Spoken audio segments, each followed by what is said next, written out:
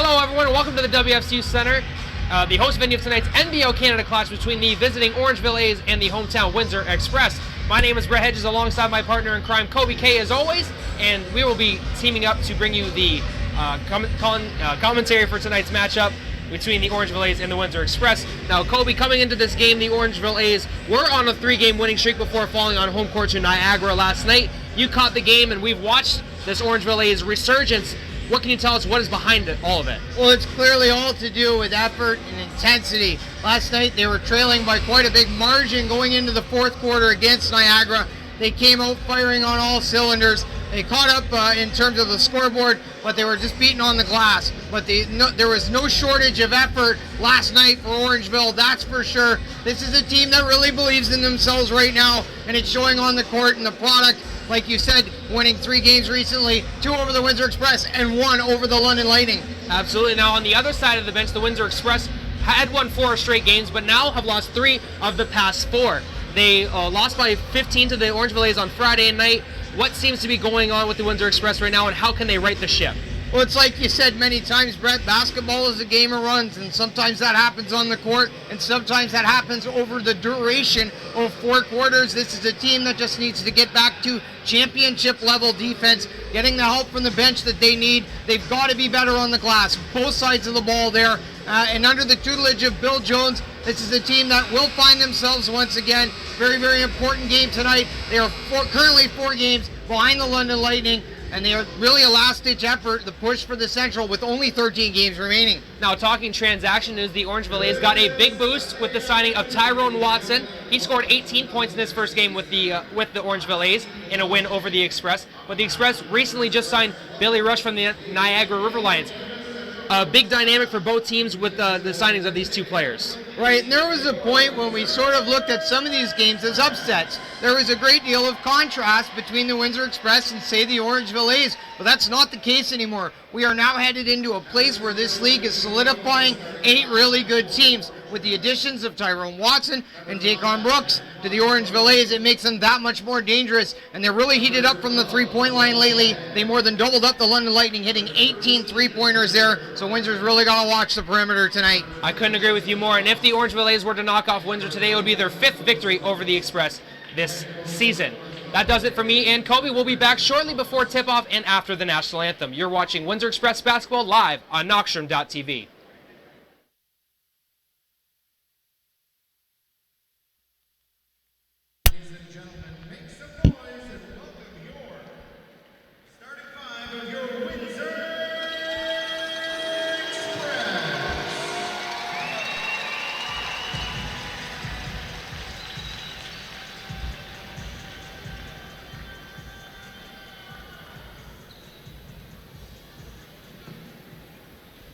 A 6'1" point guard from Chicago, Illinois, number 5, Tony Bennett.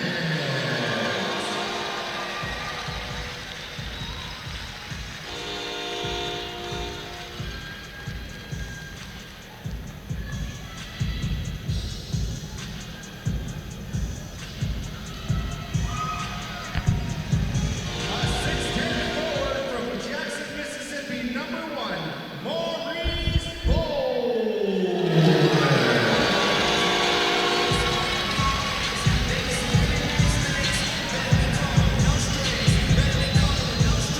A 6'9" forward from Toledo, Ohio, entering the House of Commons, number 24, Chris Commons.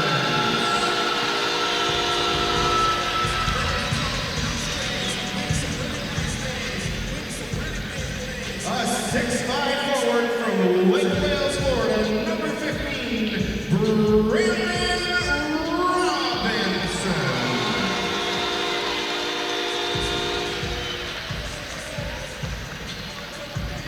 And a 5'11" point guard from Chicago, Illinois, welcoming to the court, number 4, Sharon Collins.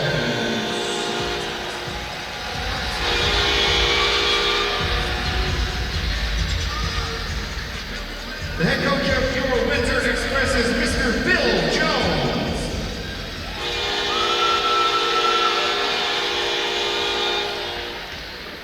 Associate head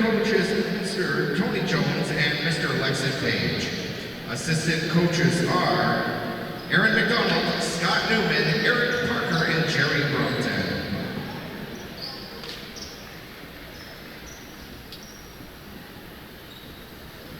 Ladies and gentlemen, at this time, we ask you to please rise. Gentlemen, please remove your caps and please welcome Emma McDonald and conductor Coltrane in the singing of our national anthem.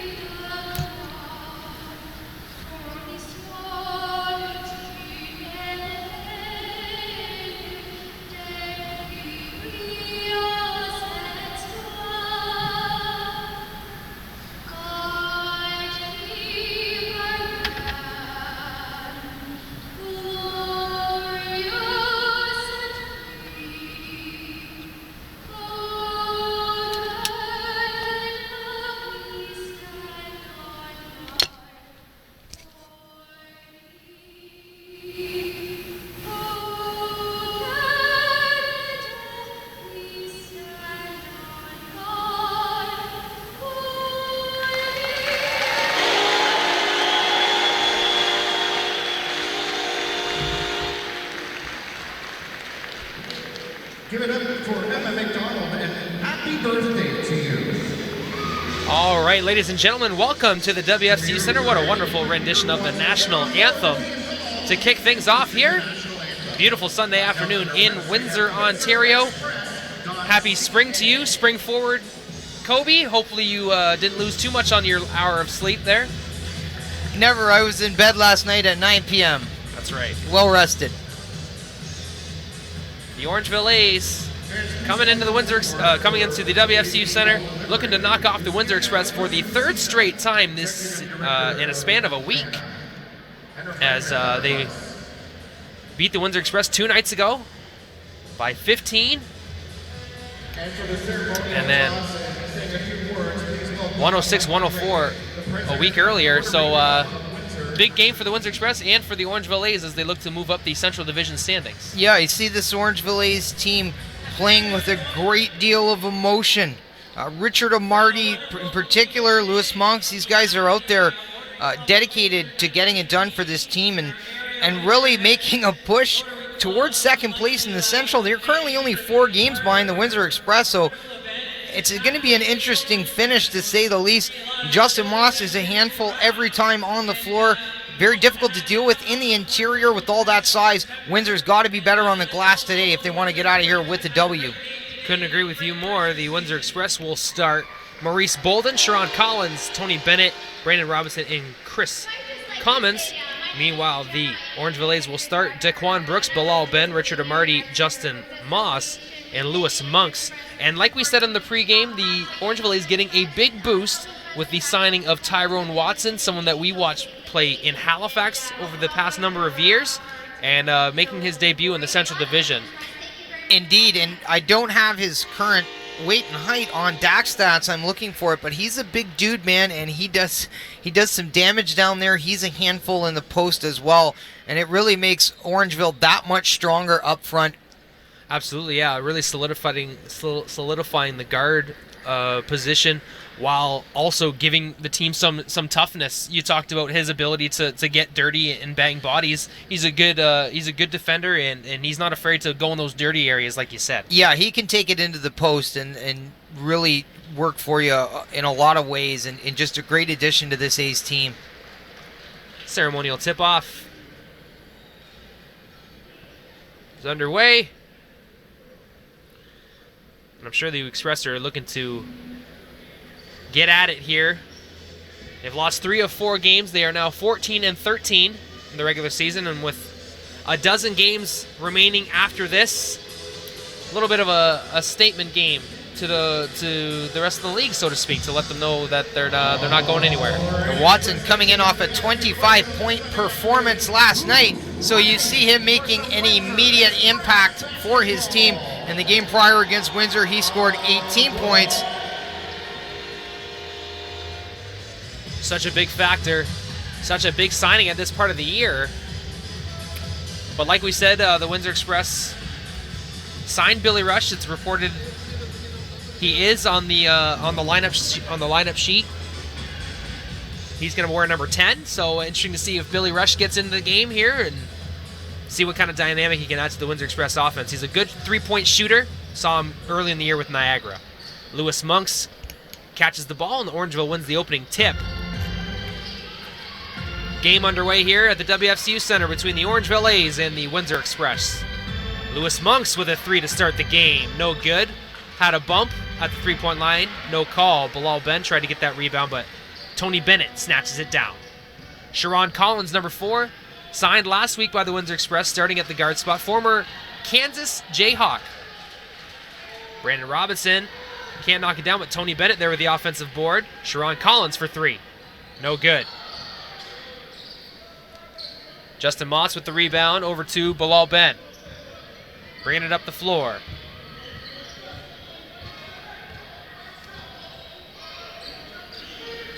Playing give and go. Bilal Ben going inside to Justin Moss. He scores at the cup.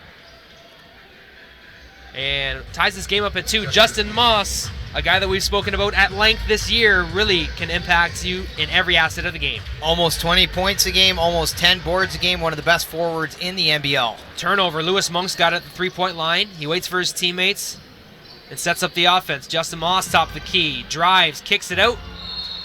Errant pass. Turnover. Out of bounds, express ball. Moss didn't seem to have his feet from under him.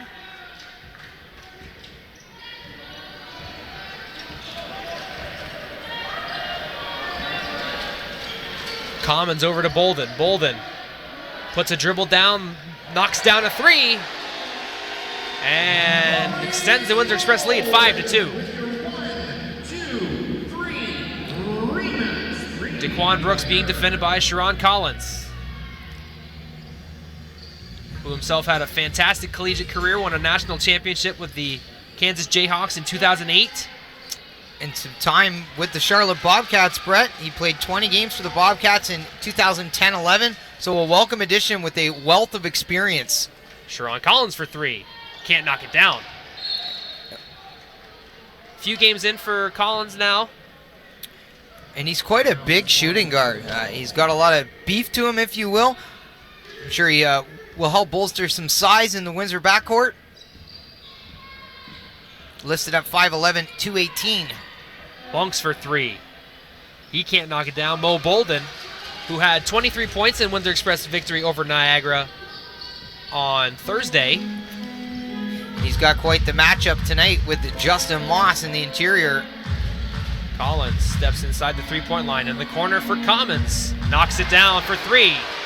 Cash money, number 24, Chris Commons, Mr. Dependable with the tray.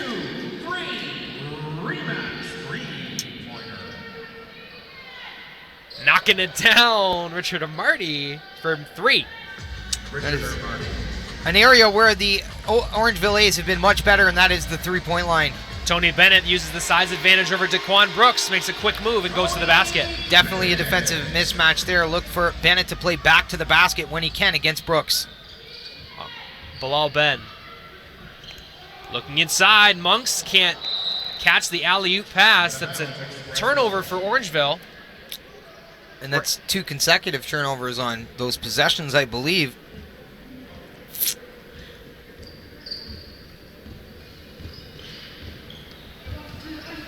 Here's Collins once again. Going to the basket, no one home. Can't finish on the reverse layup, Justin Moss. But there's Tony Bennett. He can't finish from the left side. So 2 Express guards with chances in tight. Can't get it to fall. Bilal Ben in transition. Euro step, scores, reverse layup. Gotta love the effort there and finish from Bilal Ben. Collins already taken 3 shots for the Express early in this one, so no fear from Collins. Aggressive offensive play. Chris Commons, 3-second violation. Mo Bolden trying to look at inside. Good defense from Richard Amarty, not to give up much ground to Commons, but I think there's a little bit of indecisiveness on the pass there from Mo Bolden. My goodness, Alex. What's going on down there? Daquan Brooks over in the corner to Bilal Ben. He's doubled. Gets out of it from Amarty. No, turns it over. Oh, good play from Amarty to keep it alive. Just out of the reach of Sharon Collins. Inside, Justin Moss. In between two Express players, he can't score. Commons in transition. Over to Robinson. Robinson gonna create the foul. And it's gonna be an inbound on the baseline.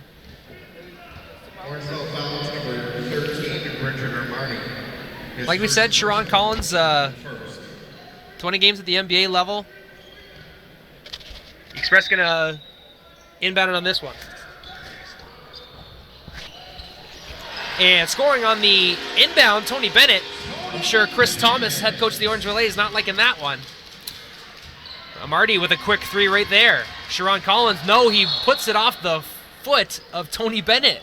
What a strange, stretch of plays there.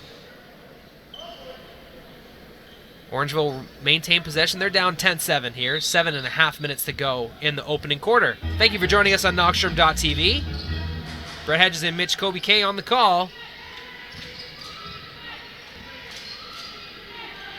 Bilal Ben picks up his dribble, gives it back to Moss. Thinking about it, Bilal gives it over to Brooks for three, no good. Collins able to get a hand in the face. The zone defense really doing good things there for the Windsor Express. Tony Bennett, alley-oop to Mo Bolden. Poetry in motion. And that court vision by Tony Bennett making it all possible. Mo Bolden, what a welcome addition he's been with all that length, doing great things for the Windsor Express. Tony Bennett. Oh, Richard Amarty almost just stuffed it right down Mo Bolden's throat. Can't finish the play, but he does pick up a foul. Beautiful play from Amarty to get his team back into it after an alley-oop dunk. All 6'9" and 220 pounds of Richard Amarty in the face of the Windsor Express, looking to stuff that thing home.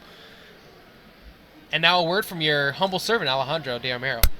Mitch and Brett, just to remind the viewers that hit the HD. Yep, HD button in the bottom right corner of your screen, so you see the beautiful quality. Knockstrom.tv is broadcasting in. If you're having some problems buffering, may want to go down to standard definition just so you don't lag. Also, any feedback, please tweet any one of our team. Yeah, Brett Hedges, which is Under the Hedges. That's right. Kobe 519 or at Knockstrom. That's right. Let us know, folks. We'd like to hear from you. And if my memory serves me correctly, Brett, and sometimes I have the memory of an elephant, it was Richard Amarty last night that got things going with a huge dunk for the Orangeville A's. Chris Commons can't score from in tight. Mo Bolden saves it from going out of bounds. What a play. Sharon Collins now with it. Second possession thanks to the effort from Mo Bolden, keeping it alive. They're going to give it to him in the low post now. Defended by Rick Bodiford. Three from Mo Bolden, no good. Tip ball by Sharon Collins, but Brandon Robinson can't finish the second opportunity. Bilal Ben up the floor. Draws a double team, kicks it in the corner for Bodiford. Back to Bilal. Big three right there, no good. Cutting the basket. And drawing that foul, number 10, Dominic Cheek. New face for us. Good play, though.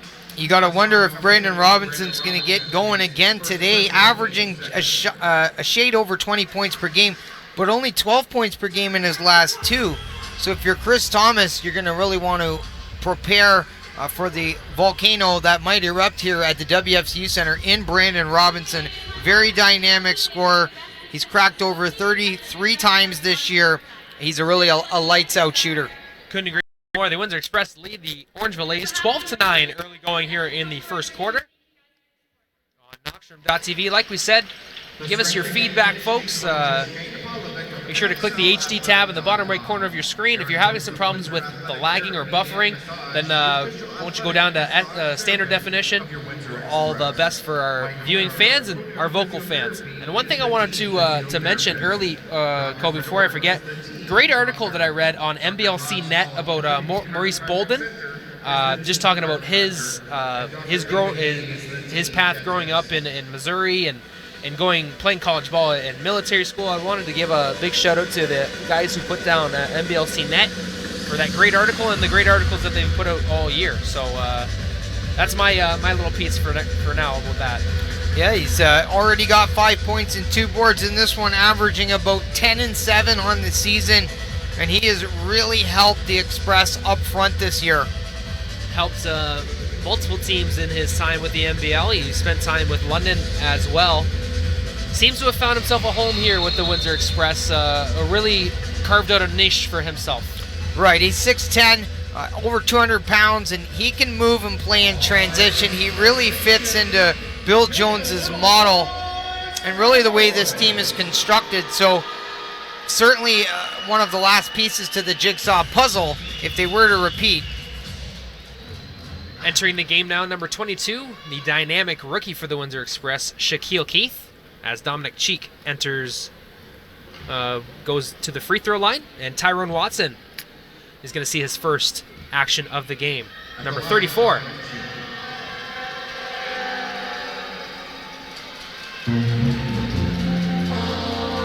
Like we spoke about earlier, we got Tyrone Watson. He's got the size of the guard, but he's got the strength of a forward. He's not afraid to post up, as we've seen, but he can put it on the bounce when he needs to. And as you said earlier, he's already had some success scoring the basketball for Orangeville this year.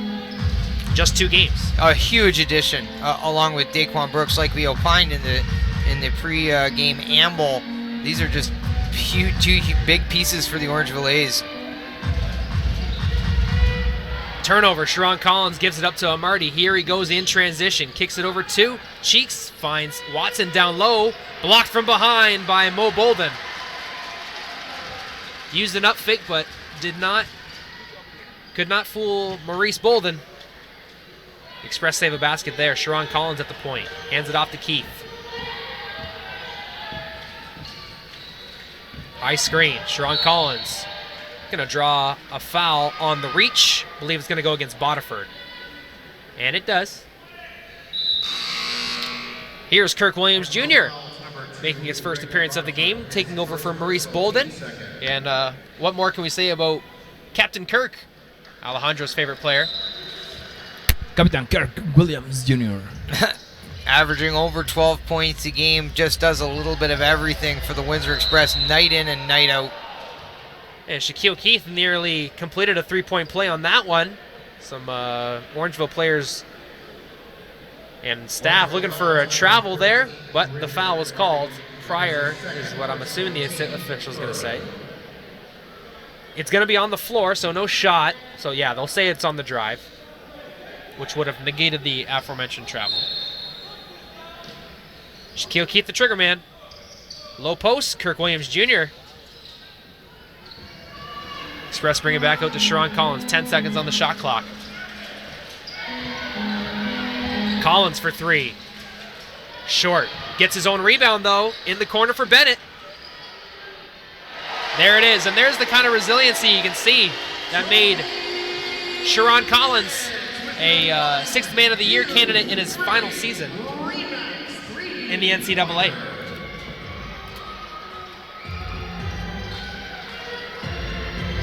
Sorry, he was the Big 12 Conference 6th Man of the Year in 2008. Pardon me. That was not nominated. He was the player of the 6th Man of the Year and an All-American. And technical foul going to be called against Amarty. On his way back, he must have said something to the official and did not like it. So there's going to be a technical foul assessed on the floor. Sharon Collins going to step to the line. Yeah, he went 0 for 3 to start, couple turnovers, but you seen him able to come up with the offensive rebound there to recycle the possession, finding Tony Bennett in the corner. And you can see the aggression right out of the gate, getting a lot of the ball handling duties. He's just got to find his groove and get comfortable with the squad. Brandon Robinson misses the technical free throw, like you, extending his, not scoring woes, but the volume of which he scores.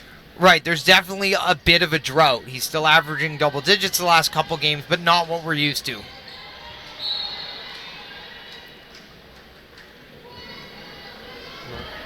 Express ball. And I think some of that has to do, Brett, with him taking less shots. There's the ball's being spread around quite a bit more. I agree.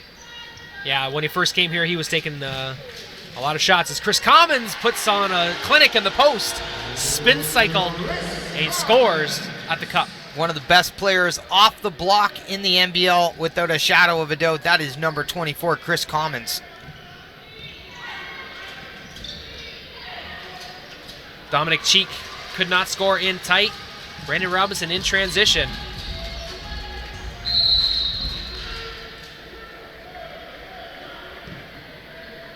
And they're going to call a foul on Tyrone Watson. Orangeville foul number 34. Yep. Tyrone Watson going to get one from away from the basketball, so that'll be his first of the game.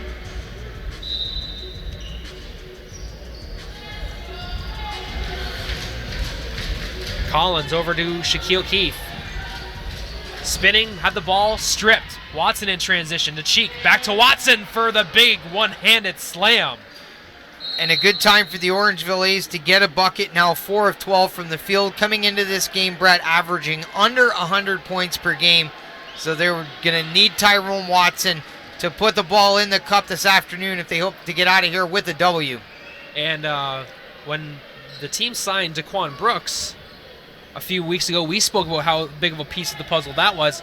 They've consistently scored over 100 points every game since they've signed Brooks, and even more so after signing Tyrone Watson. Yeah, we've seen a big spike in a lot of things. And really with the Orangeville A's, you got to give some credit for resiliency, and that might be, at the end of the day, the story of their season, no matter how it ends. This is a team that has not given up and is a much better basketball club than when this season kicked off. And that, I believe, has to earn some kudos for their head coach, Chris Thomas, for sticking to his path. It was a rough 9-game losing streak that the Orangeville A's were on.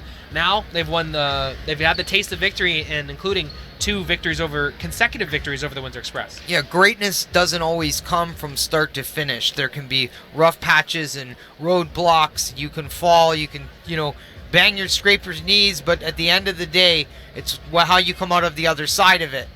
That truly defines greatness. Couldn't agree with you more. The Windsor Express currently lead the Orangeville A's 17-12. And with some other news going around across the league, I'm going to try and get these scores up here. St. John, nope, wrong page. Anyway, folks, make sure to stay tuned at halftime for Aaron Sanders' Knox Time halftime report, also with the post-game report.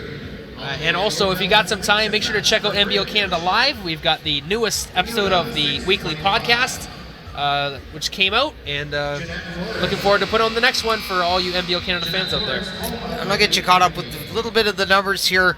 3:17 left in the first. The Express with a half-decent start here, shooting 43% from the field, 7 of 16. 3 of 7 from downtown for 42%. But they've been great on the glass, Brett. 12 collective rebounds, 5 of those on the offensive end. So good things happening there. 5 team assists. But the 4 turnovers, that's got to change. 1 block, 2 team fouls for the Orangeville A's, shooting 33%, 4 of 12, 1 for 6 from downtown, 16%, 3 of 4 from the line, 75%. They have 5 collective rebounds, 4 assists, 4 steals. That's a great number, and only 2 turnovers. So some things starting for the Orangeville A's going very, very well. They just got to get a little more efficient from the field. 17-12, the Windsor Express lead over the Orangeville A's. Brandon Robinson loses the ball on his way to the basket, kicks it back out to Collins. 6 seconds left on the shot clock. Can't knock it down. Collins is getting good looks, just can't seem to find the bottom of the twine. Justin Moss, they're going to say offensive foul. All 3 officials say offensive foul, so Shaq sacrificing his body for the greater good. Absolutely. I don't know if I'd want Justin Moss coming into me full bore. Oh, and the last time I spoke to Shaquille Keith, he wanted to clarify that he is 230 pounds, not 190, like it says in the program. All right. That's what I thought there was something wrong there. He came up to me after the London game. That's what it says? Yeah, it does.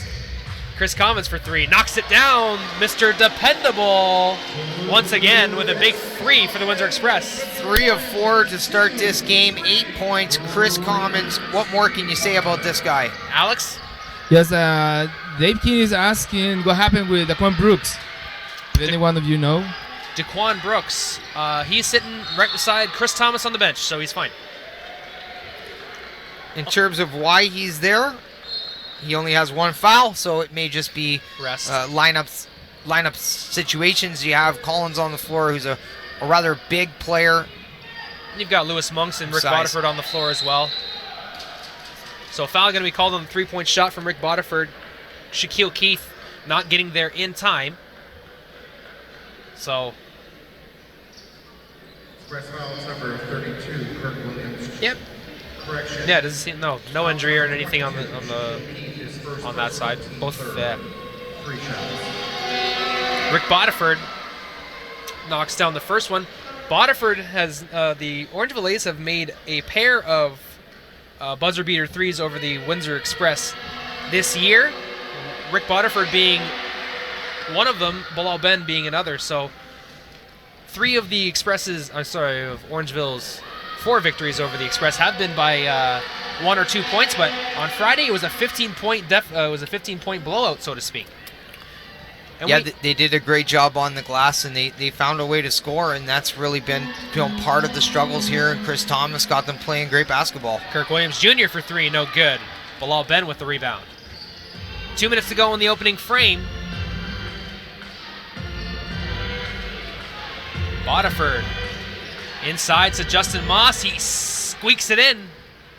Beautiful touch inside from Mr. Moss.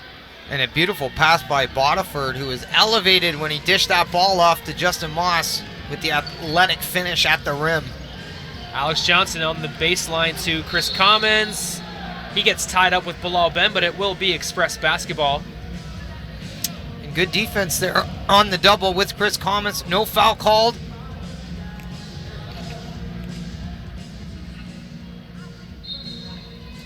Shaquille Keith inbounds to Kirk Williams Jr. He thought it was going inside to Commons, but leaves it for Robinson.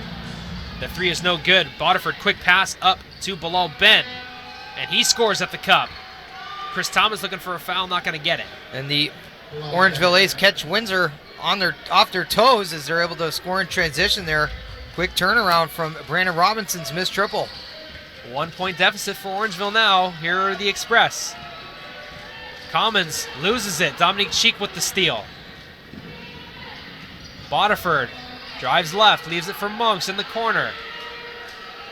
Bilal Ben steps inside, drives to the right, has an opening, can't get it to fall. Shaquille Keith with the rebound. Headed straight up the floor. Over to Robinson. He scores. A much-needed basket for the Windsor Express, who now find themselves with 5 turnovers, and they have given up 6 points off those turnovers. Something they've definitely got to address. And Brandon Robinson scores as well, which is also big. And 1, Dominic Cheek.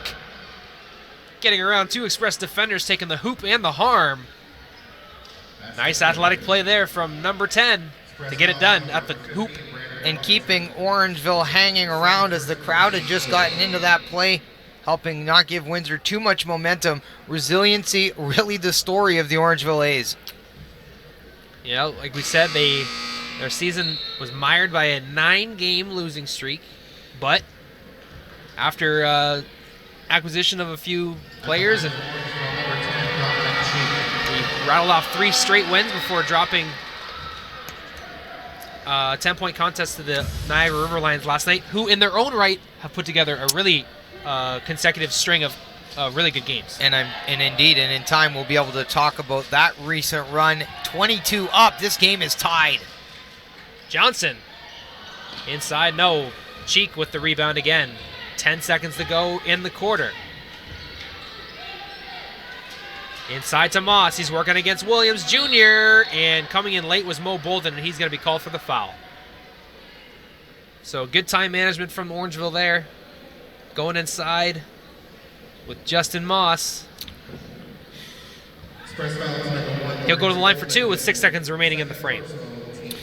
A 67% free throw shooter, 138 of 204 on the season.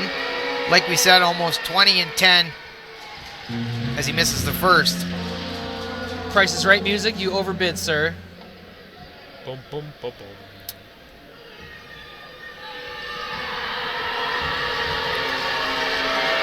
Moss misses both. Kirk Williams Jr. with the rebound. He's knocked down a big one before. Oh, he just couldn't get it to go. That's going to do it for the opening quarter. 22 up, Windsor and Orangeville. We're going to take a short break.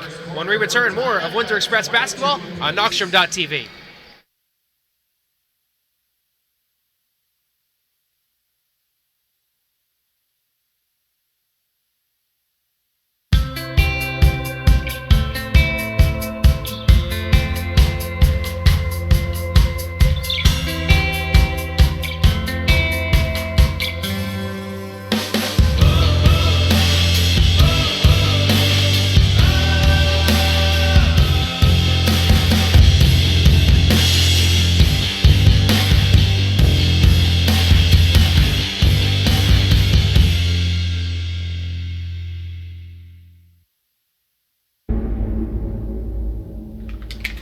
Do you love me? Of course I love you. Hey, guess what? I got a job interview tomorrow. Hunter, you're not listening. How do you know that my love for you is real? Is any of this real?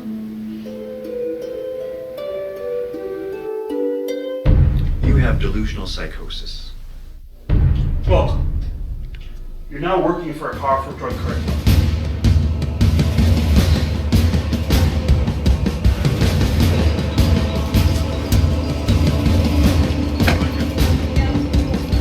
I want you to get out of here and move on. I'm stuck in this.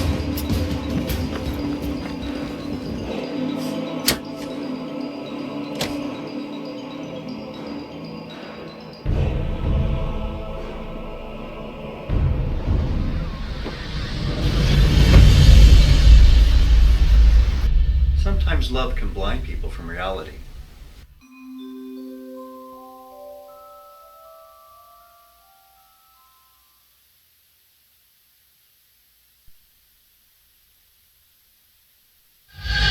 Welcome back to the WFCU Center, ladies and gentlemen. It is time for the second quarter. Here between the Orangeville A's and the Windsor Express. Dead even after one frame, 22 apiece. Kobe K, what do you say about the first frame? Well, I think we had an entertaining first quarter, and that would be concurred by what's on the scoreboard, 22 up. Orangeville, bit of kryptonite over these Windsor Express. Lewis Monks going inside to Justin Moss. Rising, shooting, scoring, Justin Moss. Beautiful post play there by number 20, the big man, Justin Moss. I have a feeling they're going to be feeding him all afternoon long. Bo Bolden at the top of the key over to Tony Bennett. Looks inside to Shaquille Keith. He's got it. Working against Monks. Good sagging defense from the Orangeville A's, not giving up anything easy. Shaq Keith from outside. Alex Johnson soared in, but he mistimed the jump. Daquan Brooks in transition. Over to Monks. Finding Justin Moss. Wow, what a play. Justin Moss and one.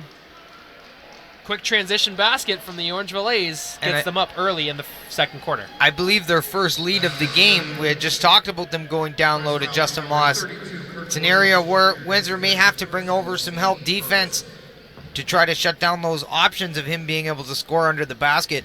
Really high percentage opportunities for Justin Moss when he takes anybody down low one-on-one. Justin Moss.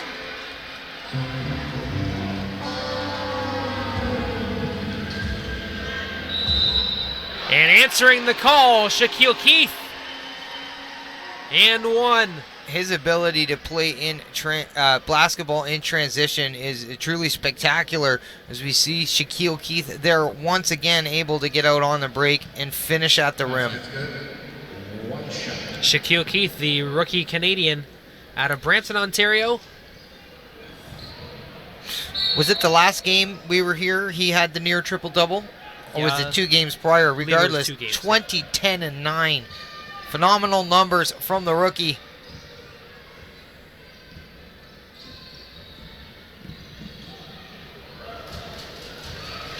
The Orangeville A's lost the ball on that drive. Shaquille Keith leaves it over to Kirk Williams Jr. He drives at the cup, can't get it to fall. Second effort, scores. Kirk Williams Jr., nothing new. Just like you said, second effort, and that's what Kirk Williams gives you, time in and time out. Was the NBL Canada Finals MVP last year, and we've said it openly, if he didn't show up like he did on the East Coast for games 3 to 5, they might not have won. 30 plus points, I believe, and in my opinion, I said it at the beginning of the season, the X factor in them repeating. Justin Moss scored at the other end of the cup to give Orangeville a lead once again. He's got 6 points already in this frame.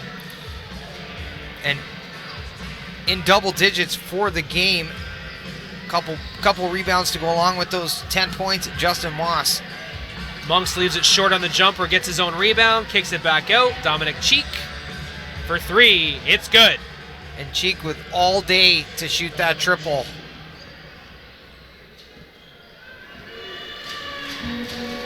Alex Johnson over to Shaquille Keith. Windsor down 5, 31-26. Bennett at the three-point line. Over to Mo Bolden. Nice jab fake, kicks it back out. Extra pass. Shaquille Keith crosses over. And a foul is going to be called on the drive. Tony Bennett, 7 points, 3 assists so far in this one. Brett, 3 of 5 from the field. You got to wonder if they're going to go back there and feed the hot hand. Yeah, if it's not broken, don't fix it, right? Expressive rode the wave of multiple players this year. Kirk Williams Jr. going low post to Mo Bolden. Rising up, shooting, leaves it short. Tyrone Watson in transition. Scores. 7-point lead for Orangeville. Watson showing off some of that athletic ability to go along with that size.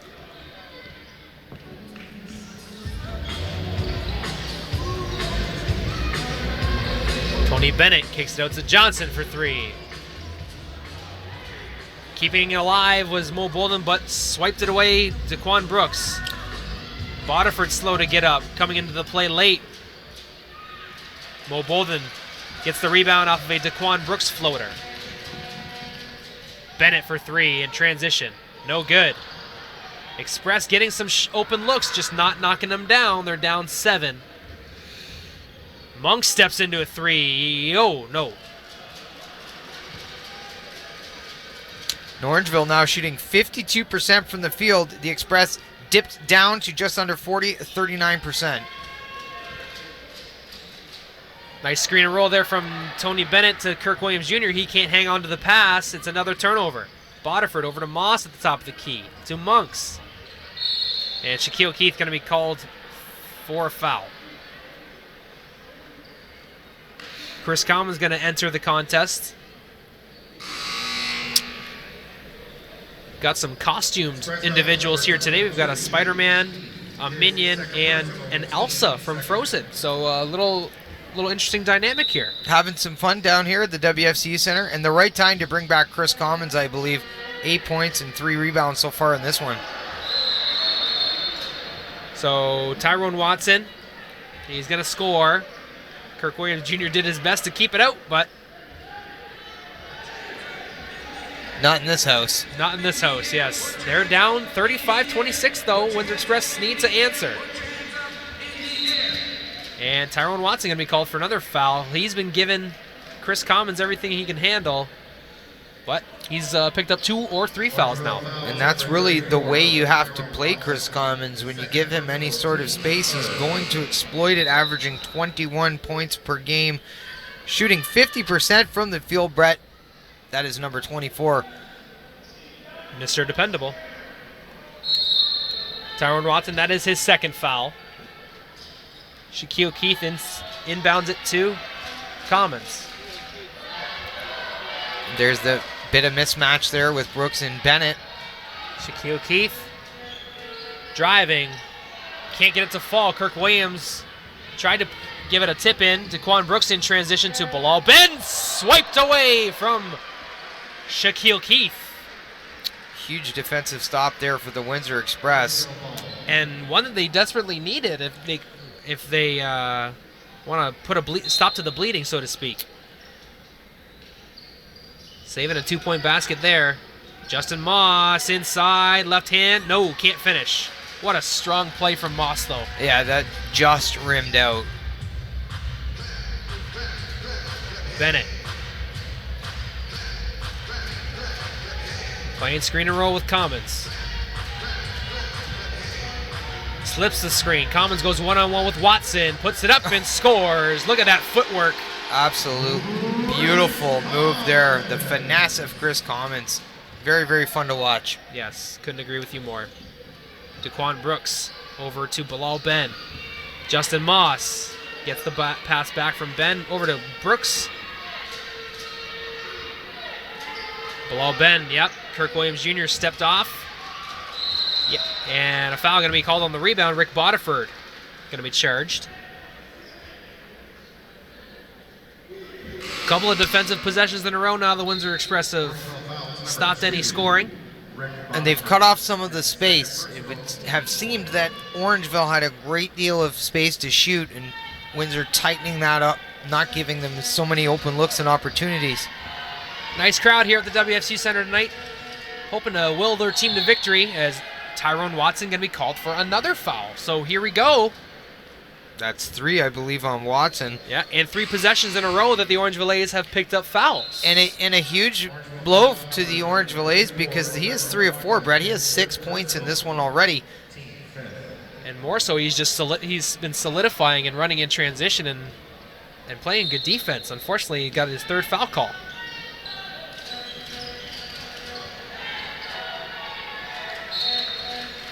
And now the Orangeville bench is going to be teed up, I believe. Yes. So what a turn of events here, Kobe. Yeah, Chris Thomas looks bewildered.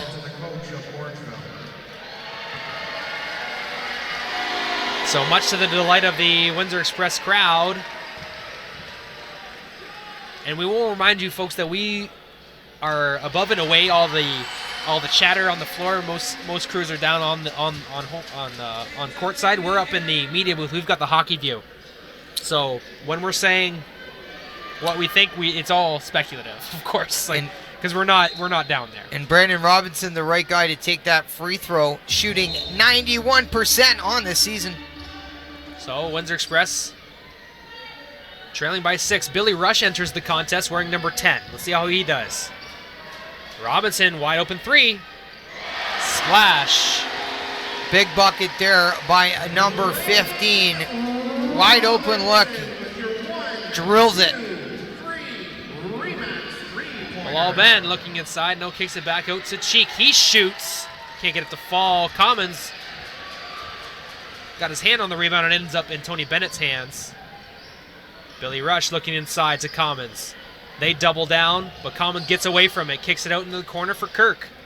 Baseline shot. Gets it to fall. And that's what Chris Commons can do for you. When the double team comes over, he has the ability to find the open man. And just like that, the Express are down a single point. Basketball's a game of runs. Orangeville.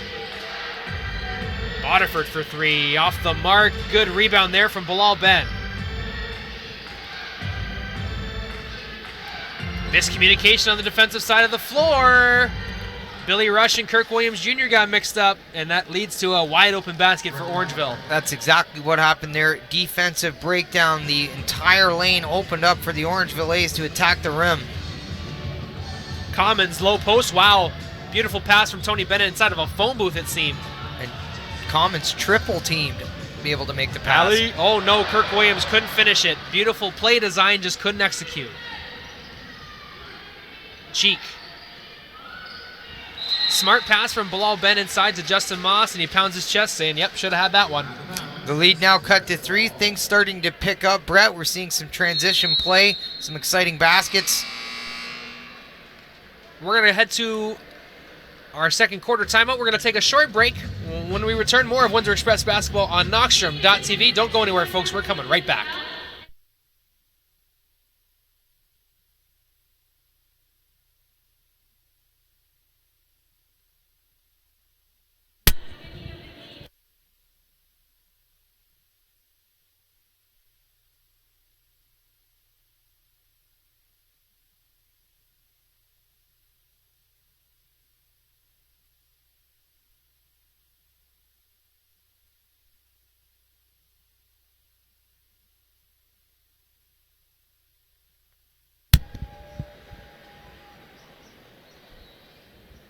Hey fans, don't forget to follow us on Twitter at Windsor Express and give us a like on Facebook, Express Nation.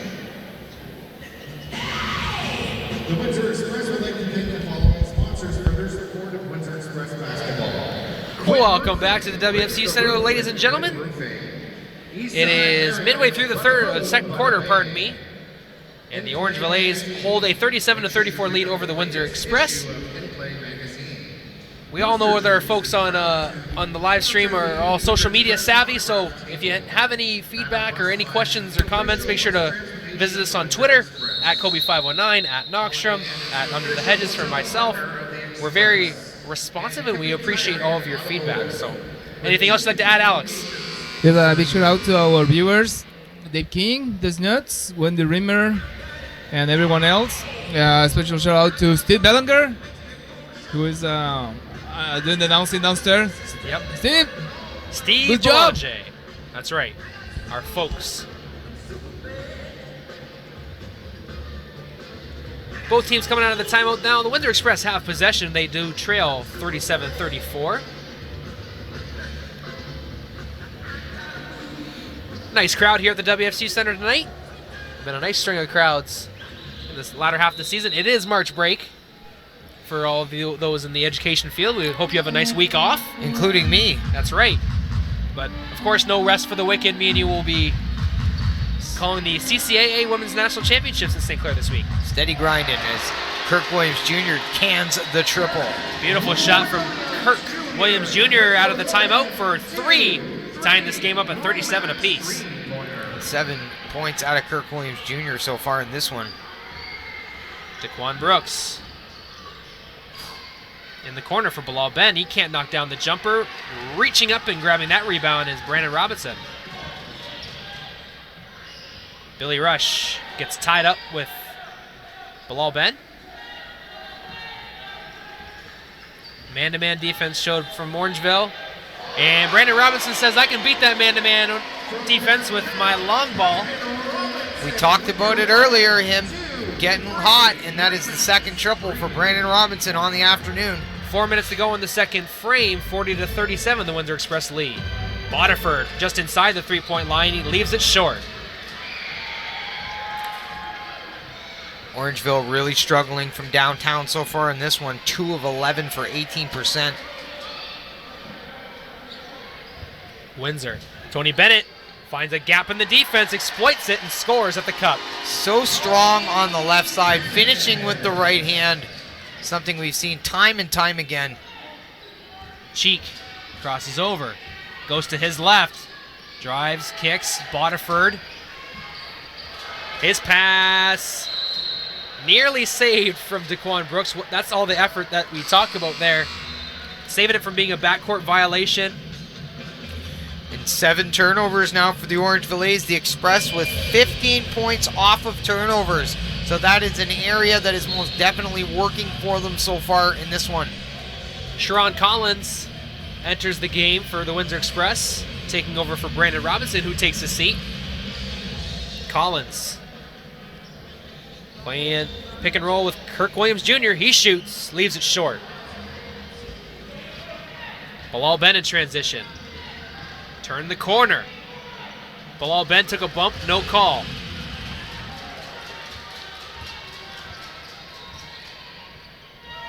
Bennett inside to Kirk Williams Jr. He drives, kicks it to Billy Rush for 3. No good. Billy Rush looking for his first basket as the Windsor Express.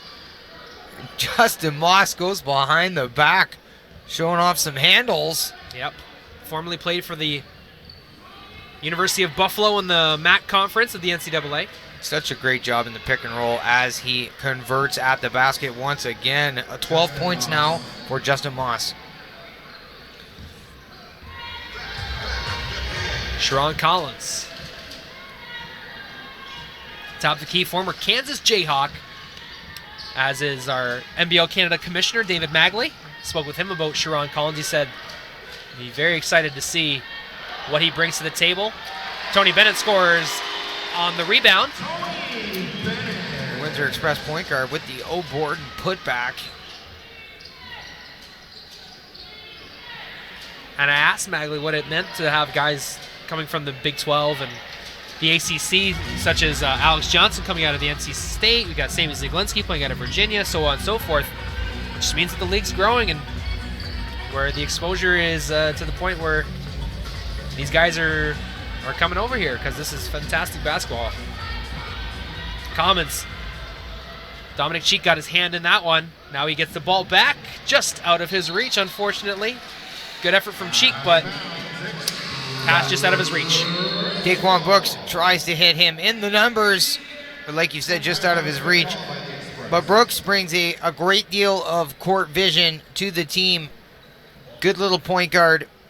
Tony Bennett, though, doing a great job in that matchup. 5 for 8 from the field, 11 points, 3 assists, 5 boards already for TB.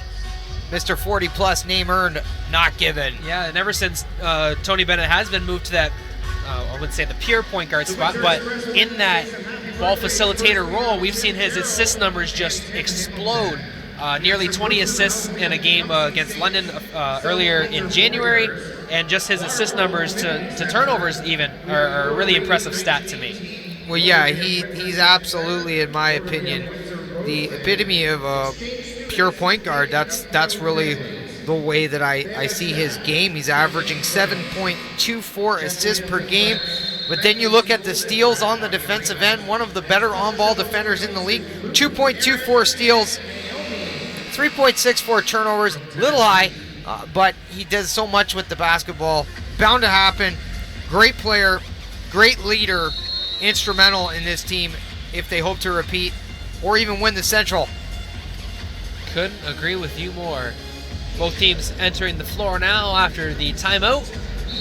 Windsor up 44-39, looking to push their lead.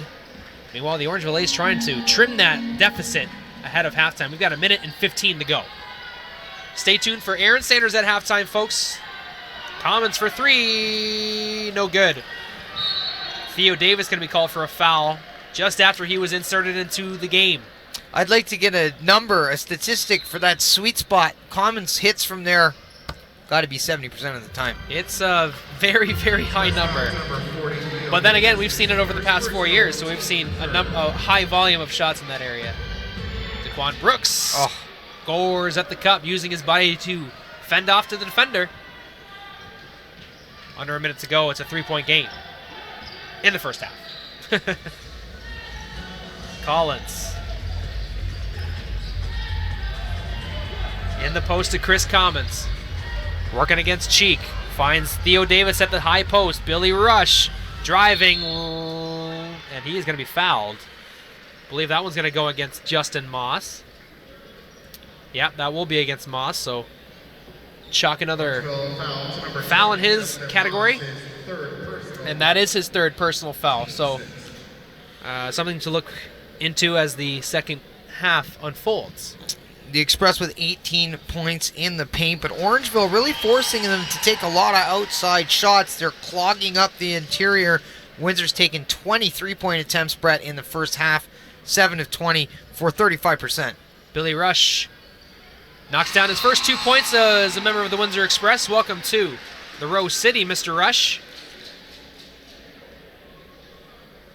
And actually, to be in a funny story, one time when Niagara was playing here, it was actually my girlfriend's birthday, and we had cake here after the game.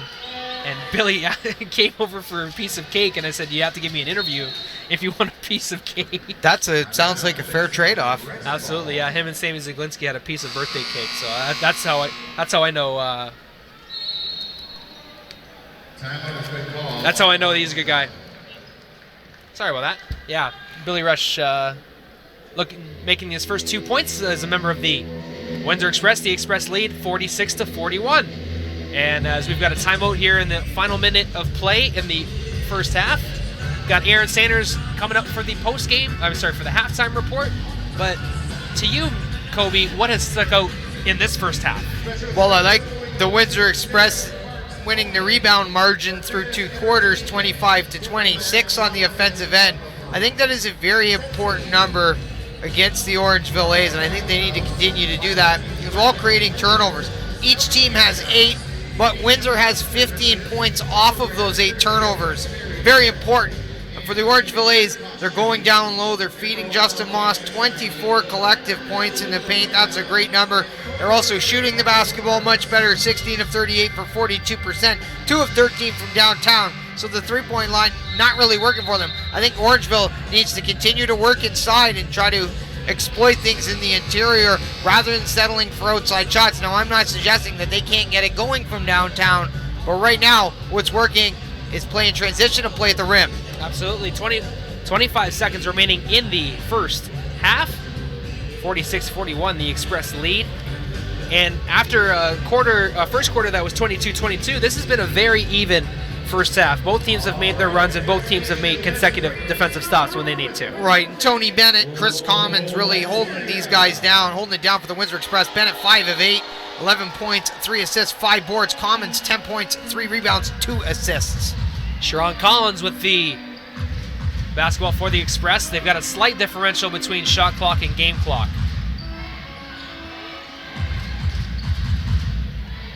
Collins inside to Commons. Collins with a nice fake gets inside the key to Commons. He scores! 2-1, and that is how the first half will end. Beautiful play from Sharon Collins to Chris Commons to give the Express a 7-point lead at half. Yeah, Sharon Collins knows things aren't going well for him from the field. He's 0 of 5, but he was able to resist on taking that shot, make the right pass, and help Windsor get a bucket. Absolutely. We're going to take a 15-minute break. Make sure to tune in to the halftime report with Aaron Sanders shortly after we throw this over to him.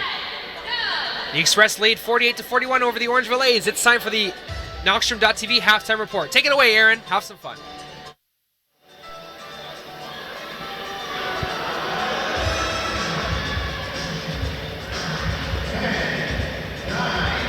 Thank you, Brett. And it's been a messy game throughout, but nonetheless, the Windsor Express are taking a 7-point lead over Orangeville, 48-41. Here we go again with another installment of the Knockstrom halftime. I am Aaron Sanders, bringing it to you, folks. JP is out for today. We hope to see him again next week. Let's see, what have we seen in the first half? We have seen both clubs coming out strong, but unfortunately haven't been able to grasp the tempo of their own. For Express, for example, there were plenty of times where they were double-teamed outside of the wing as well as triple-teamed. So it just goes to show that, you know what, their ball handling skills really needs work if Orangeville is coming up with those triple teams, especially coming up with the great hands to steal the ball and score on the transition. As for Orangeville, it's another story too, trying to get inside the hole. They've done that successfully, but they're still down 7. Remember, it's still a close game. Neither team has the tempo yet, but a lot could change in the second half. And most of the possession, neither teams couldn't capitalize on the mismatches. And that's how the first half goes. Now let's just take a moment to talk about what Express done this week. Now, as you recall, they have been on the road for 3 games, but has ended up with only 1 win and 2 losses so far, resulting in a 14-3 record. Now, on March the 6th, they went to Orangeville to play against the A's. They lost a heartbreaker 106-104, despite outscoring Orangeville 30-23 in the final frame. They couldn't answer to Orangeville's low shooting outside, which they could have capitalized on that and made a big victory for themselves. But nonetheless, Keith finished with 21 points, 5 rebounds, and 5 assists. That was the Orangeville game on the 6th. 3 days later, they were in Niagara to face the River Lions, where they won 101-98. It was a big fourth quarter comeback. They outscored the River Lions 43-28. And Chris Commons obviously sealed the deal with clutch free throws. He finished the game with 29 points and 9 rebounds. And now we go 2 days later to Orangeville yet again this past Friday night. They lost by 15, 113-98, and the only time Windsor led was in the first quarter. The shooting touch wasn't there for them if you want to generalize and summarize how Windsor's game was. And now it's a different story right here at the WFCU Center. The shooting's there, they have the open space, but they have to have the authority to drive and finish strong. Chris Commons, he's providing with the jump hooks, and everybody else has to play their part. And now we switch to the NBLC Player of the Week. He's from the Moncton Miracles. His name is James Justice, a 5'10 guard from Martin Methodist at Tennessee. And let me tell you something about this guy. He is a powerful driver, and you know what? He's one of those guys who will challenge anybody when he's on the man-to-man defense. He is a pesky defender. He got the sharp hands to steal the ball and finish it, and a quick 2 points for him. And he will mess with anybody's minds. It's all about the mind games when you set him up in the man-to-man defense. When you do that, you're in trouble, especially if you're playing him in the center. And that's it for the NBLC Player of the Week. What we're gonna do now, we're gonna pause for a few breaks, but when we return, tips for the second half. You are watching the Knockstrom Halftime. Stick with us after this commercial timeout.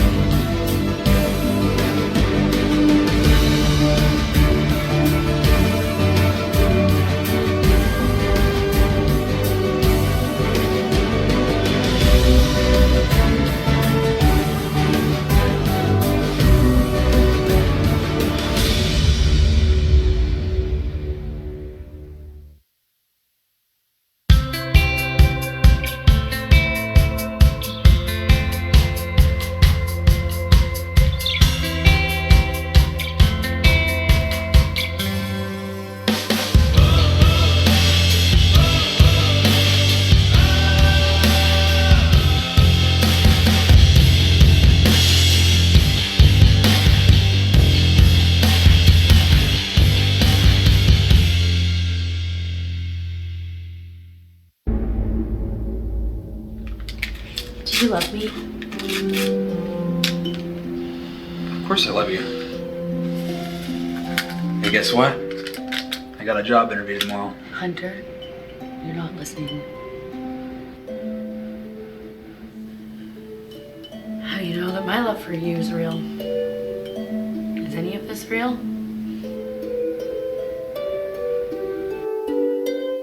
You have delusional psychosis.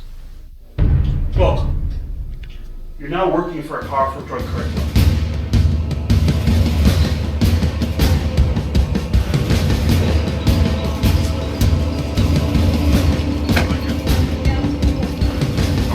get out of here and move on. It's not gonna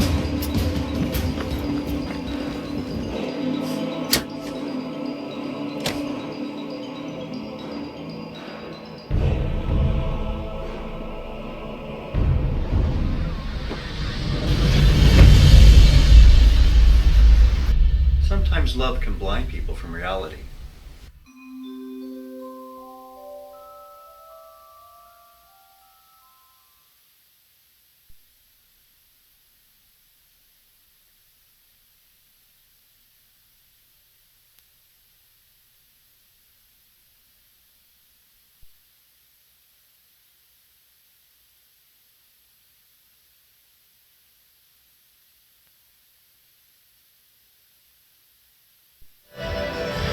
While we were gone, the WFCU faithful was encouraged to watch a little Irish rig dancing, and let's take a look there for a quick second. They just wrapped up right there. Great Irish dancing. I gotta find out more about that dance. But speaking of a dance, we got a good dance right here known as basketball. 48-41, the Express lead over the A's at halftime. Now for the tips for the second half. Now, this goes out to both teams because they had a hard time finding out what their tempo is. Plenty of times the turnovers took over the nature of the game, but that isn't the problem. The problem is just ball handling. There's too many Butterfinger plays right there, losing the ball on the possession, resulting in transition points. So if you were both Windsor or Orangeville, you really got to pick up the tempo and the momentum, because the only thing that will stop you is just drawing the contact and getting a foul. So finish hard. There's no need to second guess on this, and try to put yourself on the pick and roll game, because the pick and roll is one of the effective ways to get to the basket and scores. If you're triple team, you really got to go fast and really hard on the ball moving skills. So remember, pick up the tempo, tighten up the ball movement, and make sure somebody is in there to get the defensive and offensive rebounds. So this is like an inside mid-range game. Both of these clubs got to show up, because we have a doozy of a ball game right here. It would be a shame if it goes to a blowout. But right now, we're not concerned about that. 7-point lead for the Windsor Express, 48-41. When we return after a few minutes of breaks, we have Brett Hedges and Mitch Kobe K calling the action for you, as they always would. So stick around following this commercial timeout. You've been watching the Knoxstrom halftime. I'll see you at the Knoxstrom postgame.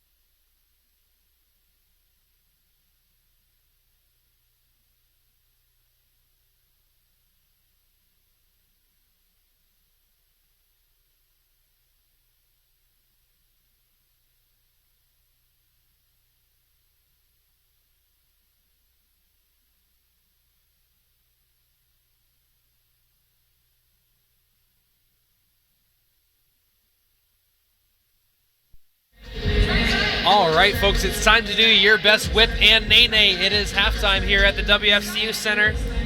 3 minutes to go before we go back to action between the Orangeville A's and the Windsor Express. After a 22-22 first quarter, Kobe, a big push from the Windsor Express in the second quarter to take a 7-point lead at half. Well, they found themselves trailing at home. Orangeville sort of taking away all the momentum in front of the home crowd. Then they got back a hold of things. Some big play out of Chris Commons and Tony Bennett. We'll go through some of the numbers quickly. Windsor shooting 44% from the field, 19 of 43, 7 of 20 from downtown for 35%, 3 of 5 from the line for 60%, 25 collective rebounds, 6 on the offensive end, 15 team assists, that's a great number, 4 steals, 8 turnovers. You know Bill Jones is going to address that at halftime. 2 blocks, 17 fouls. Your scoring leaders, Chris Commons with 12, Tony Bennett with 5 rebounds, Collins with 3 assists. Windsor getting 11 points off the bench, 20 points in the paint, 5 points off second chance points opportunities, and 15 points off turnovers. Bill Jones got to love that. For Chris Thomas and the Orangeville A's, 42% from the field, 15% from long, 2 of 13. Really struggling from downtown are the Orangeville A's, 7 of 10 from the line, 70%. They make up some of that ground they missed with the poor shooting from the three-point line. 20 collective team rebounds, 13 assists, 7 steals, 8 turnovers, 0 blocks, 11 team fouls. Their scoring leader, Justin Moss, with 12 points. Rick Bodiford, 5 boards. And the always crafty Daquan Brooks with 4 assists. 18 points off the bench for Orangeville. 24 big points in the paint. Justin Moss getting it done down low. 6 second chance points opportunities and 6 points off turnovers. There it is. The numbers don't lie, and right now the Windsor Express hold a better standing in the numbers with 48 as opposed to 41 for the Orangeville A's. When the Express allow less than 100 points in a game, Kobe, they are it's very beneficial to them in the wins-loss column. How do they continue their defensive performance today and try and pull out a hard-fought victory over the Orangeville A's today? But they got to find a way to clog up the interior with some help defense, not giving Justin Moss any space or good looks down low, especially in those one-on-one situations. If someone come over and provide some relief to try to stop him from getting easy looks at the basket, because he converts at such a high percentage from down there.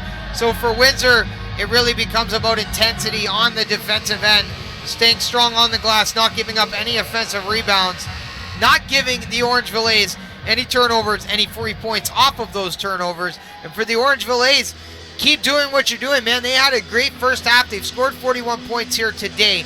They aren't quite on pace to crack 100 points, but 2 quarters of basketball left. Sort of a low-scoring affair, if you will. That usually comes along with playing at the WFCU Center, and Windsor being arguably the best defensive team in the NBL, averaging about 95 opponents' points per game, allowing 99 opponents' points per game. And now a big, nice word from our good friend Alejandro De Armero. Brad Mitch, just to remind everyone that we're going to have again this year the infamous Knockstrom TV Yes. award for different categories. Absolutely. Hey, Coach Joe Salerno loves his Coach of the Year awards that we gave him. Well, the Leadership Award 2 years in a row. That's right. Good job. Absolutely, he loves it. So and it's just our piece of our way of saying thanks to all those in the NBO Canada. Just our little way of little appreciation, little tokens. It's our way of having fun at the end of the year too. So make sure to give your votes for the Knockstrom Awards. Of course. That's right. We should start a poll to see what people would like, what kind of different awards and what names they should like. Maurice Bolden misses. Do you agree, Alex? Yes, I agree. One of the big surprises was getting Maurice Lacosta with the contribution, That's the media right. contribution. That was a surprise, but things, the constructive, comments. I think even some people thought there were kind of criticism. It helped grow for the league. Absolutely, and Morris has asked those tough questions that the league has needed to answer in order to grow and to be able to get through the problems that they've had in the first 4 seasons. But this 5th season, honestly, Alex, I'm very, very, very impressed with everything that's going on. All 8 teams are very competitive and are playing the right way, so to speak. So here's Lewis Monk's nice crossover at the free throw line. Step back jumper, can't get it to fall. Brandon Robinson up on the floor to Sharon Collins. He can't knock it down. His 0 for streak continues after going 0 for 5 in the opening half. Lewis Monks can't knock it down. And a shame because Monks had all day to shoot down there from the corner. Brandon Robinson curling, leaning. Can't knock down the shot. Bilal Ben with the rebound.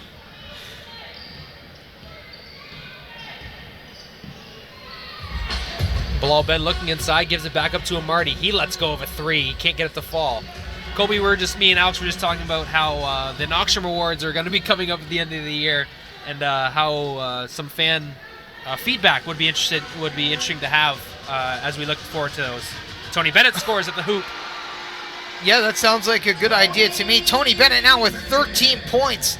Being very aggressive, attacking the rim. Good things happening for number 5. Justin Moss, nice screen and roll there from Bilal Ben to Justin Moss. Scores with no one around him. Mo Bolden got caught slipping. He's got a tough assignment, though, in Justin Moss, let me tell you. I would hate to see anyone trying to defend Justin Moss one-on-one. Maurice Bolden loses his dribble and loses the basketball. He'll turn it up, and then he'll go right to the bench. Mo Bolden maybe looking for some revenge, if you will, on Justin Moss there. Lost his footing and control of the basketball, and that's a turnover for the Windsor Express.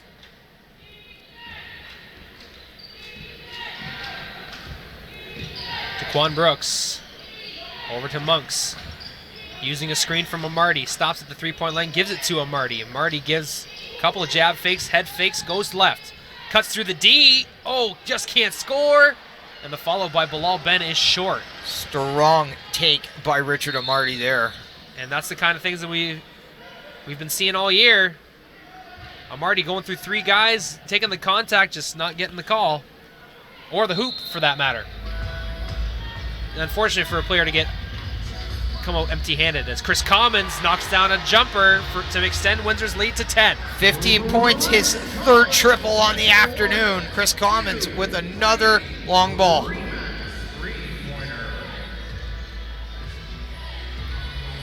Richard Amarty, there he goes, knocks down a jumper inside the 3-point line.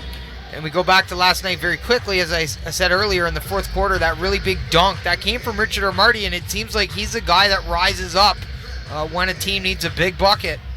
Sharon Collins over to Tony Bennett. Alley. Kirk Williams scores. No alley-oop dunk, but he does finish the play. A foot away from the rim, he's able to convert on the alley-oop. Daquan Brooks. Nice passing inside there. Justin Moss working around 2 Express defenders. Good defense, though. As Justin Moss gonna gave Tony Bennett a little bit of a forearm shiver as he was heading up the floor. Not much of a foul, but a foul nonetheless. And unfortunate for him, too, because he's got 3 already. And we'll go back momentarily to the Justin Moss play. The last time they were in Windsor's end, we see 3 white and red jerseys around Justin Moss, and that's really what they need to do to stop him in the interior.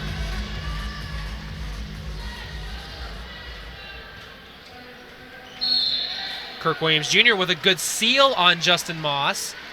Picks him up another foul, and that's number 5. So 1 more to go for Justin Moss, and he's heading out of the game. And Tony Bennett with what a crafty and beautiful pass inside.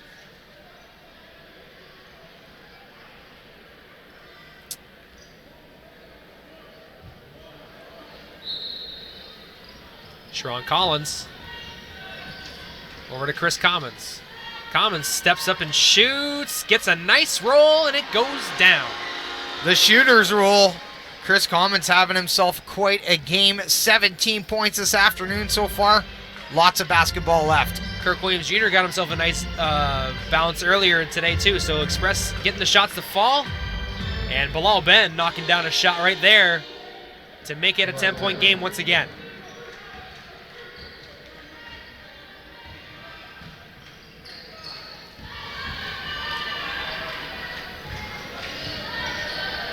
Commons once again He is feeling it.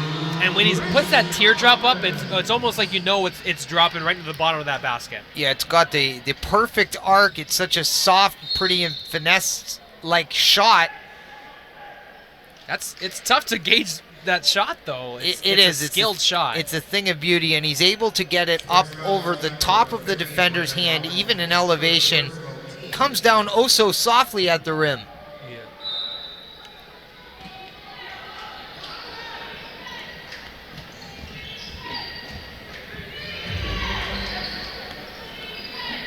Monks playing give and go with Bilal Ben. He kicks it in the corner for Cheek. Cheek for three, yes. Could have been a foul call on that play as well. Cheek from the corner hits a much-needed triple for the Orangeville A's, who've only hit 3 on the afternoon. Bennett with a good up fake there. Drives baseline, kicks it back out to Kirk Williams Jr. His foot's on the line. Can't knock it down. Bilal Ben sees a crease, kicks it back out to Monks. Extra pass to Cheek. Back to back. No good. Bilal Ben with the rebound, however, leaves it to Tyrone Watson, and he scores. Back in the game, playing with the 3 fouls. Watson able to finish at the rim. Yeah, with the Justin Moss playing with 5 fouls, there's really no other option for the Orangeville A's in terms of an interior presence. Watson's going to have to do it until Moss gets back into the game. There he is, once again, getting out in transition. Lewis Monks, and one. And that starts with a big defensive play by Watson in the paint, able to disrupt the pass. Basket's good. Express foul number 4, Sharon Collins. His first personal, team second. 1 shot. Brett, Mitch, just a comment. When sometimes when there is nothing, there is no sound, it's because there is music in the arena. We have to mute the music because of YouTube license agreements. Yeah, so in a situation where we take a short break and we don't go to commercial, we just have to cut out the sound. So because there is house music playing in the background, and we do not have the licensing or the rights to play that music, or else YouTube or whoever can take this video completely off of the YouTube site. And it's a fair agreement and a great partnership with YouTube that provides us an opportunity to broadcast this league. So that's a good heads up for fans, so they know what's going on. Absolutely, yeah.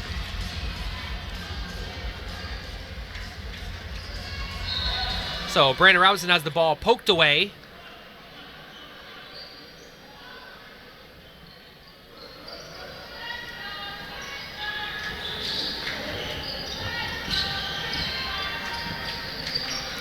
Brandon Robinson picked up his dribble, let it go, had to do something, but yeah, let it go at the rim, missed the rim, but here come the Orangeville A's in transition. Good thing for Sharon Collins for getting back and disrupting that play, or could have been an easy 2 points for Orangeville. Indeed, and Sharon Collins showing off some of that defensive prowess and that high basketball IQ. And that has prompted a timeout call midway through the third quarter. Windsor up 59-54. Orangeville taking their licks a little bit, but they're staying with it, and they're within 5. And if not for that play from Sharon Collins, would have been within 3. They're hanging around, and if they do heat up from downtown, look out. Shooting 44% from the field, decent number there, 22 of 49. Windsor doing some great things in this basketball game, just trying to hold on, I guess, and get out of here with the W. I love the rebound number. Windsor with the advantage, 31-26, and then those 6 offensive rebounds, so important. But the turnovers hurting Windsor a little bit.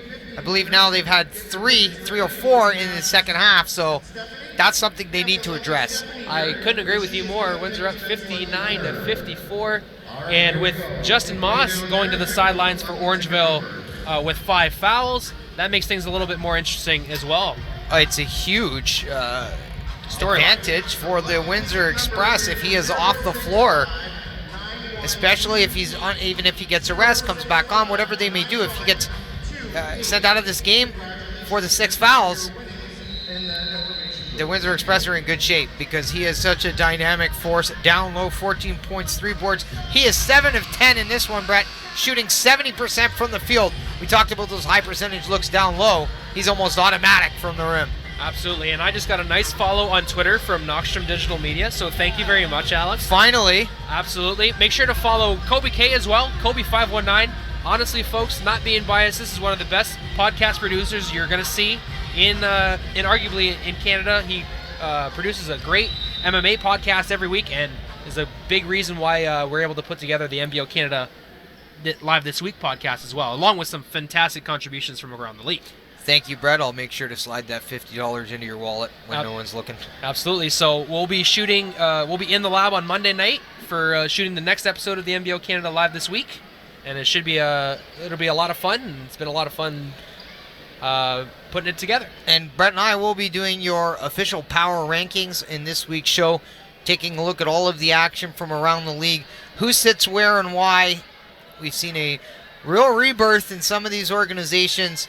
Niagara, Orangeville A's, Moncton. Island Storm, the Moncton Miracles, who knows what could happen here. Maybe they win the Atlantic Division. You just never know. There's still lots of time left, folks. This thing is going to have an interesting finish, to say the least. Right now, the Express in Orangeville A's jostling for position on this inbound here is Dominic Cheek with the ball, gives a jab fake, goes to his left, puts up a floater, can't get it to fall, but he does draw a foul. Cheek having a good game thus far. 3 of 6 from the line, 2 of 5 from downtown, 2 of 3 from the line, 2 boards, 3 dimes, and 10 points for number 10, Dominic Cheek. And this is the first time we've been able to see Cheek here at the WFCU Center. The last 2 times the Express have played Orangeville, it has been in Orangeville, so it has been a few weeks since we've seen Chris Thomas and company. Anytime you got a player that can shoot the long ball or attack the rim, you're in good shape. Shaquille Keith with the basketball over to Brandon Robinson. Bennett looking inside. Kirk Williams Jr. kicks it out to Commons for 3. Oh, just rattles out. Beautiful ball movement, though. Tony Bennett had everyone in the arena thinking he was going to shoot that 3, but elected to pass. Beautiful rotation there by the Express.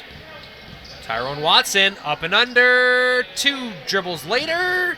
Doesn't get it to fall. Oh, my goodness. That just goes the effort that Tyrone Watson puts into every possession. Almost a tragedy that thing didn't drop. Shaquille Keith. Oh, just can't get it to finish on the reverse. It was a soft touch for number 22. Just didn't drop.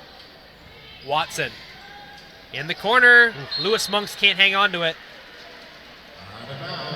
Out of bounds. Less than 5 minutes to go here in the third quarter on Knockstrom.tv. Thanks for joining us, folks. That Watson pass looked like it was coming out of the shotgun. Some serious velocity on that basketball. Oh, a quick shout out from me to the CIS men's track and field champions from the University of Windsor who claimed their championship yesterday. Congrats, guys. Brandon Robinson scores, no help from the Orangeville D there. Gave him an opening that he did not, that he fully exploited. And at number 15, now in double digits, 11 points for B-Rod. Bodiford over to Watson. Watson defended by Kirk Williams Jr. Puts up a little hook, leaves it short. Kirk Williams, no, Watson's got it. Second chance opportunity, we've said that before. And we also talked about a relentless effort, the 50-50 ball there, won by Tyrone Watson. And they got to try to bait him into an offensive foul with that play down low. Try to get him 4 fouls so he can take a seat. Tony Bennett can't score in tight, takes a bump, goes down hard behind the play. He's up, though. And Bilal Ben ties this game. Oh, sorry, makes it a 2-point game with that bucket there. Using a little head movement and shoulder roll to back Brandon Robinson up. Windsor up 2. Tony Bennett finds a crease, leaves it short. Back-to-back drives, he's unable to convert. Monks kicks it out to Cheek. No good. Keith with the rebound. Off the shin of Tony Bennett, though. Oh, and Bilal Ben can't finish in tight. What a string of plays. Here he goes in transition. Count the basket and the foul to Cheek on the block on the pass to Shaquille Keith. And therein lies the advantage of having Shaquille Keith's ability to not only play in transition, but dribble in transition, because his play and him being able to drive with the ball allowed him to find the open man. So kudos to the Windsor rookie number 22 for being a jack of all trades at the forward spot. So the officials explaining to Chris Thomas about the aforementioned play. Kirk Williams Jr. scores on the pass from Shaquille Keith. Shaquille Keith draws a foul on Dominic Cheek. After the pass, I'm assuming, so Windsor's going to get possession again. And we've seen this happen before. That's why we're explaining this situation to the fans at home, because it is a little bit confusing because of what happened first. The basket, the foul. Windsor gets the basket plus possession because of the foul, and Tyrone Watson knocks it away. Brett Hedge is always doing a bang-up job of opining and explaining everything that is going on, all the rules for fans at home. Thank you, Brett, for staying on top of absolutely everything. Well, this guy had to learn trial by fire, so to speak, in his first season, so you learn about the rules quick or else they're going to learn you. Lewis Monks scores in transition. Windsor. And that is now 12 turnovers for the Windsor Express, and the Orangeville is able to convert off that one. I believe they've had 4 since the half, and Orangeville has had 0. Orangeville getting a bench warning for touching the ball after it goes through the hoop. Once again, it's a 2-point game, 3 points separating. 3 minutes to go here in the third quarter. Got ourselves a game. Yeah, 2 great teams going head-to-head. Kirk Williams Jr. getting a nice pass from Tony Bennett. He squeaks it in between 2 defenders. And those 2 guys have such an uncanny ability to read one another. That is Tony Bennett and Kirk Williams Jr. What a tandem. Ben over to Monks. Monks defended by Shaquille Keith. Dominique Cheek. Watson. Quick turnaround on the baseline. Draws a Kirk Williams Jr. foul. Kirk nods his head, said, yeah, that was me. Watson tried to throw it off his leg. Wasn't quite sure a foul was going to get called. Kirk Williams Jr. is such a savvy veteran. 6 of 11 in this one, Brett. 13 points to go along with 5 boards. Mo Bolden, Alex Johnson check in for Windsor for for Chris Commons and Tony Bennett. At the 3-point line, Cheek has his foot on the line. Long 2, no good. Watson with the rebound once again. Boterford for 3, yes. And there's the second chance points opportunities off the offensive rebound. The Orangeville A's now down by 1. 2 minutes to go in the frame. Keith on his way to the basket. Reaching in foul going to be called against Rick Boterford. Orangeville foul to number 2, Rick Boterford, his 3rd personal, team 4th.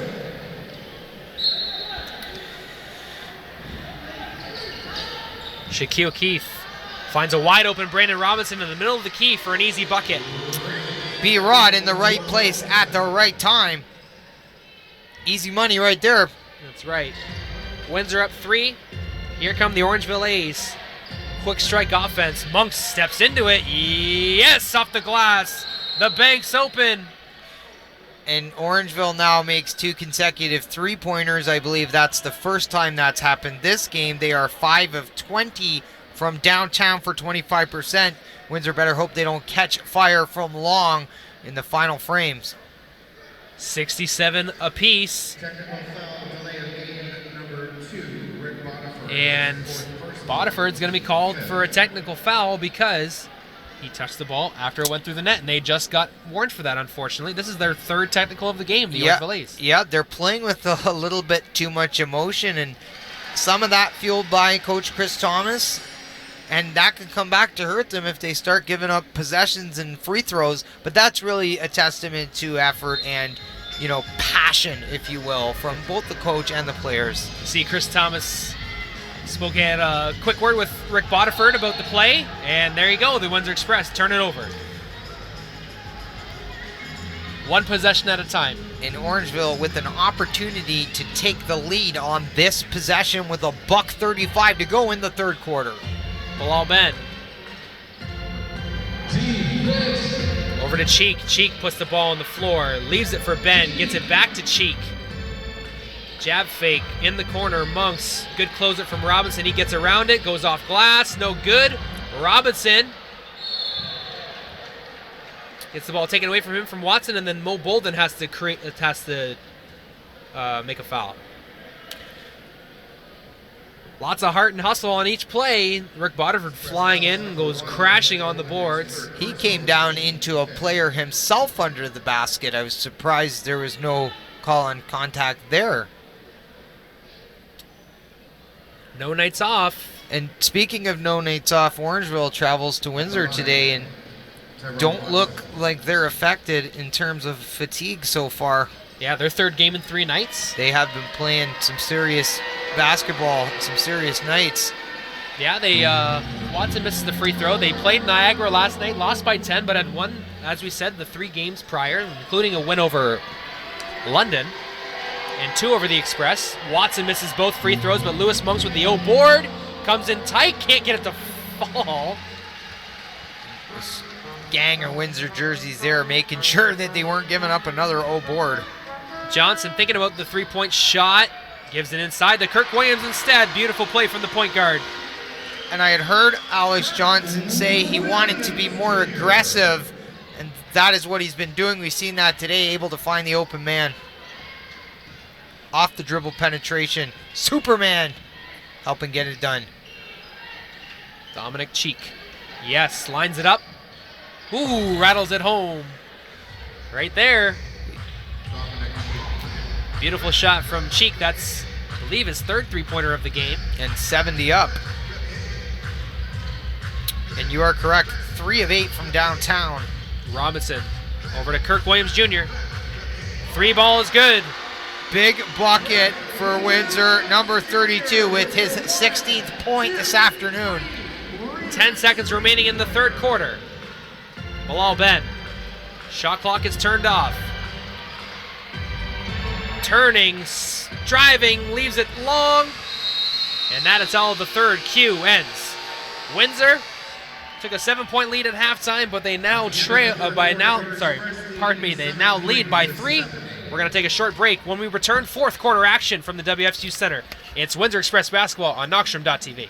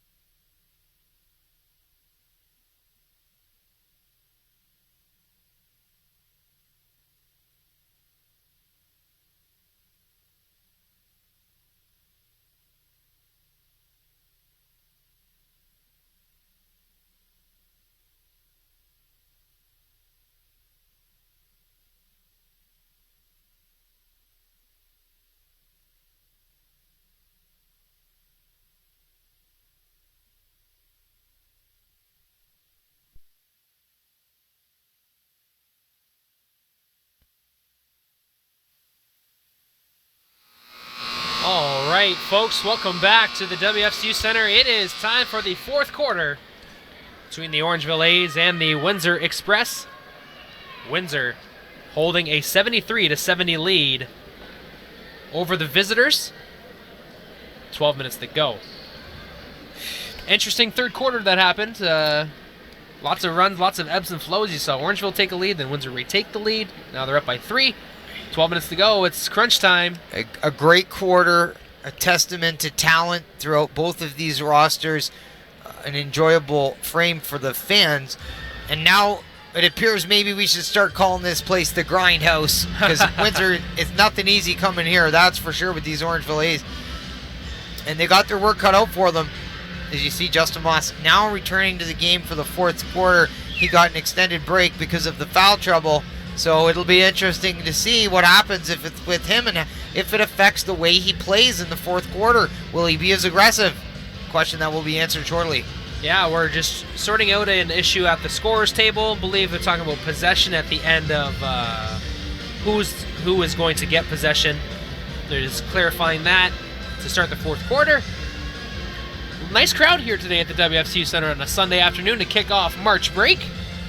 Yeah, I agree. No better way to spend the Sabbath day than right here next to you watching some NBL basketball. And now for our creator, Alex. Mitch, Brett, just to let the viewers know that we have a Knockstrom.tv for TV productions. That's right. But also we have a Knockstrom. We have also Knockstrom Film Studios and digital media. Absolutely, you can check out all things Knockstrom Digital Media related at our Twitter handle and of course our website, Knockstrom.tv, bringing you the finest live stream production in Windsor, Essex County. Doing the best for you, our NBL Canada fans, with our partnership with the Windsor Express. It's been a fun ride being here the last few years, and I'm excited for this season as well, not just for the playoffs, but to see what kind of jostling we're going to see prior to the playoffs. Nothing is safe right now. All we know is how many games separate each team. Right, and the playoffs become essentially a brand new season. So we see all these great teams, going to battle it out in what should be an epic finale to the 15-16 campaign. Absolutely. Just checking in from our folks at the St. John Mill Rats. The Island Storm currently at the end of first quarter, they lead 30-18. So check back in with our fans and our friends and friends in the island and in St. John, cheering on their teams today in Sunday matinee action. Big shout to our viewers, Coolman 101, Will Herrick. Yep. They're watching our live stream on YouTube. Yeah, a big shout out to all of our fans out in all of NBL Canada fans and of course Knockstrom.tv fans for all of their support with both of everyone in the league. Me and Kobe were talking about how all 8 teams are just playing at a great pace right now, and it's really going to make it for an exciting finish at the end of this year. You had spoke about the Orangeville A's and not to sleep on that squad, and I was talking about the Niagara River Lions and their testament and commitment to winning, making that coach change, and that core they got over there, real sturdy group, and Stutz and Zaglinski and company. So yeah, they've really gotten a big boost from the signing of Montiero. Like we said, folks, there's an issue at the scorers table. Not quite sure what it is, but I believe it's who's going to get possession to begin the frame. So we're gonna have that sorted out shortly, and in the meantime, we can talk about some other fun things. Kobe. We'll do some stats updates to get you guys some of the numbers. Tony Bennett, 6 of 11 from the field, 13 points, 5 assists, and 9 rebounds. Windsor's point guard about to double-double with the rebounding. Amazing. Brandon Robinson, 14 points, getting going once again, 5 of 9 from the field, 2 of 3 from downtown, 2 of 3 from the line. Chris Commons, 19 points, 8 of 13 from the field, 3 long bombs for Chris Commons, 3 rebounds, 2 assists, and then Kirk Williams Jr. providing some of that relief. We always talk about 18 points, 5 rebounds. Then on the other side for the Orangeville A's, Justin Moss, 14 big points, 4 rebounds. Lewis Monk, 7 points, 4 rebounds, 3 assists. Dominic Cheek chipping in, 14 points, 3 of 8 from downtown, 3 rebounds, 3 assists. And Rick Bodiford with 8 points.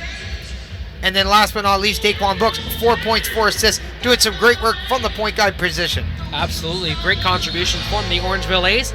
And we are finally going to get fourth quarter action underway at the WFCU Center. These teams are chomping at the bit to get back to playing some basketball, and I can't blame them. We got a 3-point game heading into the fourth. It's a heavyweight slugfest in the fourth and final frame here at the WFCU Center this afternoon.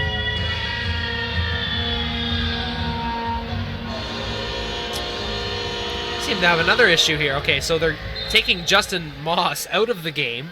Maybe it was the fact, maybe they were deciding if Moss had 4 or 5 fouls or not. Could be like we said, we're not there on the floor, we're up in the hockey view, so ignorance is bliss up here for us. We just get to call basketball. Dominic Cheek. Over to Brooks. Brooks slashing, draws a foul. I believe it's going to be Mo Bolden called, and that will be Maurice. As Daquan Brooks going to head to the free throw line.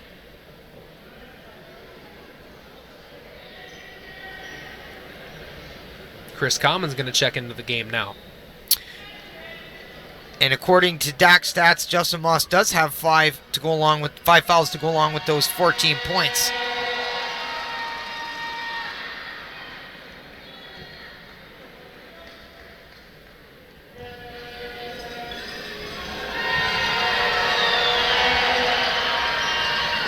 Misses. Splits the trip. Daquan Brooks makes it a 2-point game, though. Alex Johnson at the helm for the Express. Gets a screen from Mo Bolden. Over to Kirk Williams Jr. He shoots, no problem. Cheek with the rebound. Good box out there by the Orangeville A's to secure that defensive rebound. Daquan Brooks.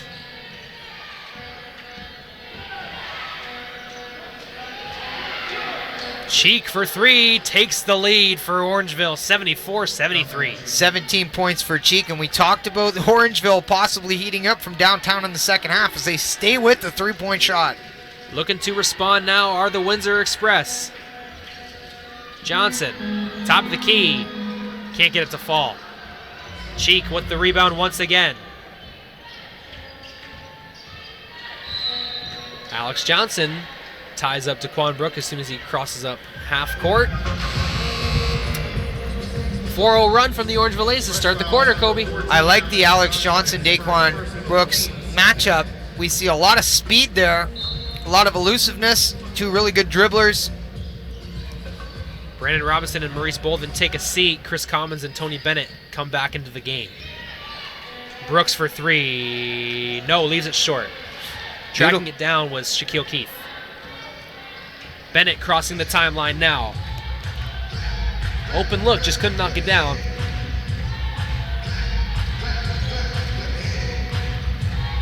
Free ball, Alex Johnson, no good. Cheek once again with the rebound for Orangeville. Chris Commons got his hand on it, but it deflects right into Tyrone Watson.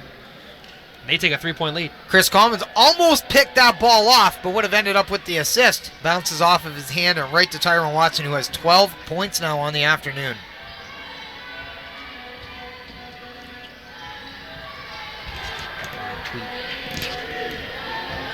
Commons doubled in the corner, and there's going to be a foul called. Tyrone Watson had the loose ball, but push foul is going to be called on. Number 10, Dominic Cheek. That one's going to go against Cheek. Personal team first.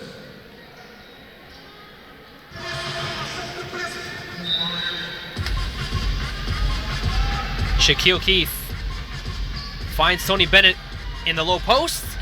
Gets a little fadeaway action and scores to make it a 1-point game, 76-75 for the Orangeville A's. 15 points now for Bennett, feeling it today.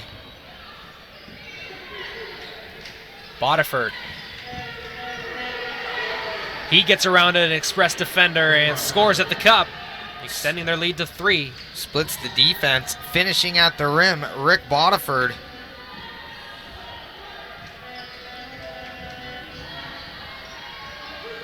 Tony Bennett can't score on the reverse layup. Tracking down the loose ball is Chris Commons. Time winding down the shot clock. Kirk Williams Jr. can't score in tight, but it will remain with the Windsor Express after it was knocked away from Rick Bodiford. And it remains with the Windsor Express because of Kirk Williams Jr.'s second effort there. He almost knew that ball wasn't going to drop and went right back after it.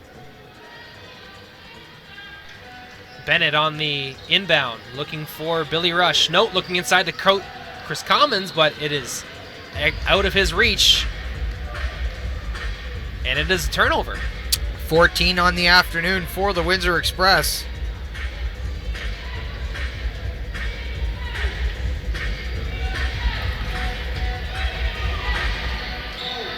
Cheek working his way to the basket, and he's going to draw a foul on the Express. That one's going to go against Kirk Williams Jr. Express foul number 32, Kirk Williams Jr. is fourth, personal, team third. The Orangeville A's outscore the Windsor Express 29-25 in the third frame, Brett. So this is really the fourth and final quarter, and that Windsor really needs to start to command on the scoreboard. Bodiford kicks it out to Cheek. Cheek over to Monks. Monks lets it go from 3, and he draws a foul on Tony Bennett. Crafty play. Crafty play indeed. Tony Bennett charged for the foul. Monks to the free throw line for 3 shots. 8:49 remaining in the fourth. Q.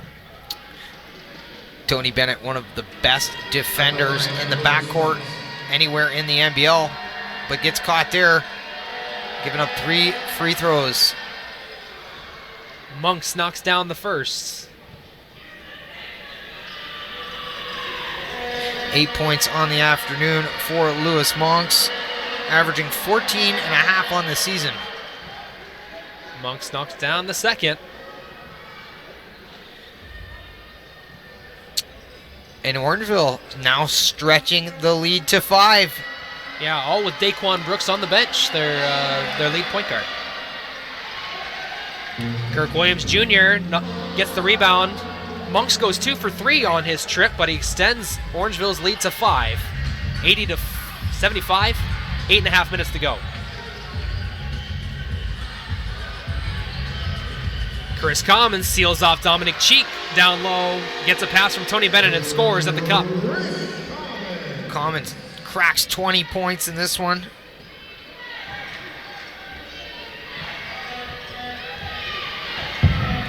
Bilal Ben in the corner to Bodiford.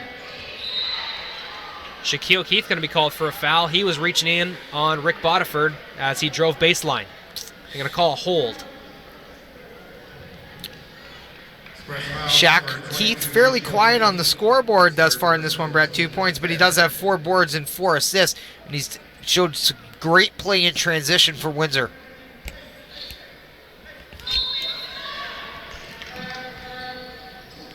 Bilal Ben inbounding. Tyrone Watson, last option, no good. Shaquille Keith in transition. A foul going to be called late. Shaquille Keith went up with the left hand, left it short on the drive, but a foul is going to be called on Dominic Cheek. We were just talking about his ability to play out on the break, and there we see it in action, creating some offense, getting to the line. I mean, these are 2 important shots for Windsor, who are 4 of 6 for 66% from the line today. As Shaquille Keith knocks down the free throw.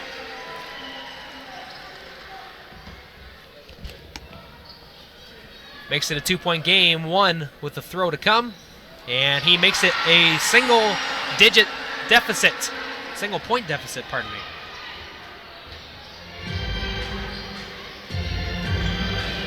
Tony Bennett trying to get that ball away from Bilal Ben. He leaves it for Dominic Cheek. He rises and shoots and knocks it down right over Kirk Williams Jr. 4-point lead for Orangeville. 83-79. 7:45 to go. Billy Rush getting the handoff. Now it's over to Shaquille Keith. He crosses over the top of the key. Tyrone Watson going to be called for a foul. In tight. Shaquille Keith had brushed off Lewis Monks. And Shaquille Keith draws the foul. He'll be on the trigger man on the baseline. It is Watson's 4th foul of the game. So Commons gets the inbound, leaves it over to Tony Bennett. He drives to his left, nearly misses it. does lose it. Monks has it now. 15 turnovers on the afternoon for the Windsor Express. They've got to take care of the basketball here if they hope to close this thing out. Bilal Ben over to Watson. Watson turns the corner quickly, kicks it out to Monks. Extra pass in the corner, Bodiford. No good, but there is Tyrone Watson. He deflects it, and Bodiford's offensive opportunity draws a foul. In the 9th offensive rebound for the Orangeville A's. Windsor still with an advantage there, 41-36 collectively. But Orangeville winning the 50-50 balls here, doing a good job on the offensive glass. Absolutely, and the Orangeville A's already doubling their first half effort of 41 points. They've got 83 with 7 minutes to go here in the fourth quarter. Meanwhile, the Express of the offense is sort of trailed off a bit. We've seen a real balanced effort here from Chris Thomas's squad this afternoon. 43 points is the bench scoring for the Orangeville A's to the Express's 24. Rick Bodiford knocks down the first of 2 free throws, extending their lead to 5, looking to make it 6 with this throw.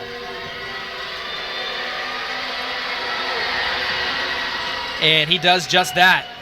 Rick Bodiford extends the Orangeville lead. 2 possession. Tony Bennett looking inside. Nearly loses it. Looking inside. No, going over to Shaquille Keith. Less than 10 on the shot clock. He drives, kicks in the corner. Maurice Bolden for 3. It's good. Big bucket there. The assist coming from Shaquille Keith with that dribble penetration. Finds the open man. Mo Bull with the big triple. Cuts the deficit in half. It's a 3-point game, 85-82, 6.5 to go in the fourth. Thanks for joining us on Knockstrom.tv. Brett Hedges and Kobe K on the call. Bilal Ben drives. Nice up fake, spins to the baseline, traveling violation. And there is the length of Mo Bolden paying huge dividends on the defensive end. And Chris Thomas has called timeout for the Orangeville A's. 6:22 remaining in the fourth quarter. The A's hold an 85-82 lead. It's been an interesting fourth quarter to say the least, Kobe. Orangeville has not committed a turnover since the end of the second quarter. It's very important. Both teams playing good basketball, though. This is a real dogfight here at the WFCU Center. Great squads. We're seeing some fantastic play out of Chris Commons. Night in and night out, we watch this guy on both ends of the floor deliver. What a leader and asset he is to the Windsor Express. I couldn't agree with you more. The Express trail the Orangeville A's 85-82. Chris Thomas calls the timeout, but Bill Jones in his huddle as well, trying to overcome a 3-point deficit. Let's check in with our folks in the Atlantic Division. Let's see how they're doing right now.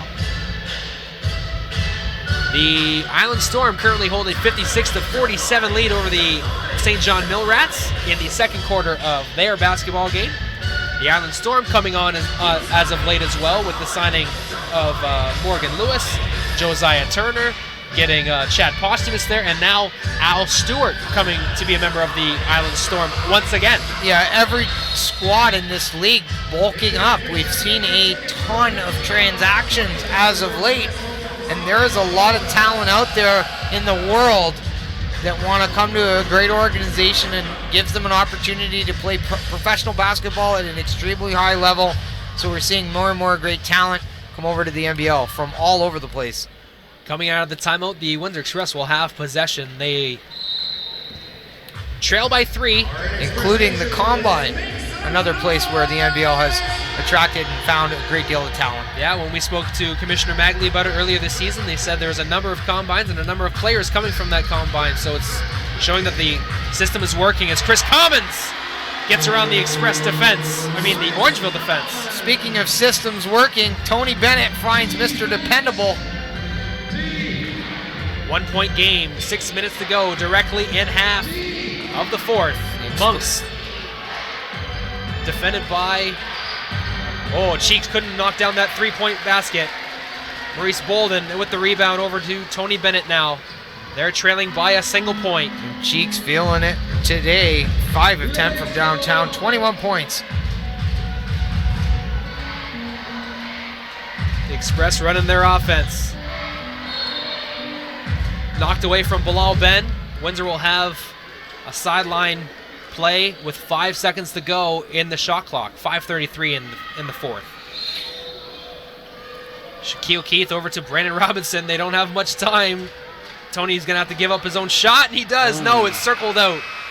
Good look, though. He got a nice attempt off. Really no play design there. Just chuck it up at the end. Bodiford in the corner for Cheek. He's already made 5. Look at number 6. Dominic Cheek, 24 points, 4 assists, 6 boards, 6 triples. If Orangeville gets out of here, there's your player of the game. 84-88. Maurice Bolden can't score in tight. Tony Bunnett takes care of the garbage and puts it away. 17 points for Tony Bennett. Could be a triple-double alert. 7 assists, 9 boards. Okay. Coming up huge for the Windsor Express. Okay. Bilal Ben. Ben working a high-low game with Tyrone Watson. Gives it up to Monks instead. Monks backs it up, working against Shaquille Keith. Crosses to his left, finds Rick Bodiford down low. No good. Commons got it. No. He's got to stay in his defensive position. Watson gives it over to Ben, but who came in? The House of Commons stands tall. Shaquille Keith in transition. He holds and waits it up. 4-point deficit for the Express. Big defensive play there from Chris Commons on the 2 consecutive offensive rebounds from Orangeville. Shaquille Keith can't score in tight, but Chris Commons with the loose ball. He scores. Tie game with under 4 to go. 25 points now for Chris Commons. The Express standing tall in their own house. And you're seeing on each possession, both teams just grinding out and getting these offensive rebounds, extending their play. Okay, now there's going to be a foul. This turned into an absolute dogfight, Brett, here at the WFCU Center. Now we've got some substitutions coming in. Sharon Collins and Kirk Williams Jr. enter the game. Sorry, yes, for Maurice Bolden and Shaquille Keith. 88 up. 3:38 to go. It's a great one here today. Bilal Ben is at the free throw line with a chance to give Orangeville the lead once again. Bilal Ben can't knock down the first one.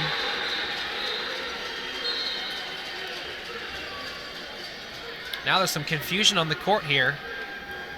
Daquan Brooks for the Orangeville A's is set to come back into the game. The first free throw was missed from Bilal Ben. Let's put that one out there. And I'll tell you, Brett, at the end of the game, Chris Thomas is going to have to look back at these free throws. The Orangeville A's 13 of 22. They've gotten a ton of attempts here. The Express have only shot 8 free throws. So at 59%, if that doesn't improve towards the end of the game and they don't win, they have to look back to that statistical category as being a problem.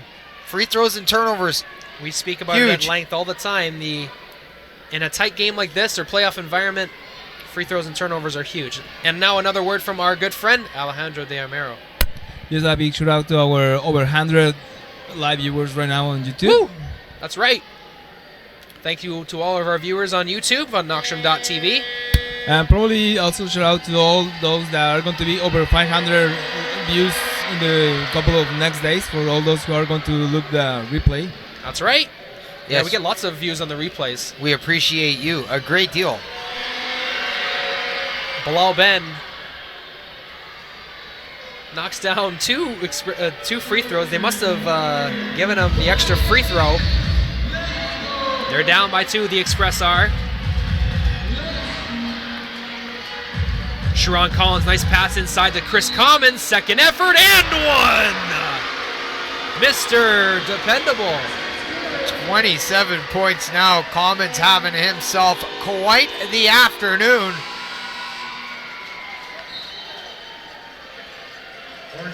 Commons looking to complete the 3-point play at the free throw line and give Windsor a lead. And Windsor playing great offensively in the paint here this afternoon, Brett. This 42 points down low, and a big chunk of that, and reason why is that guy right there, number 24.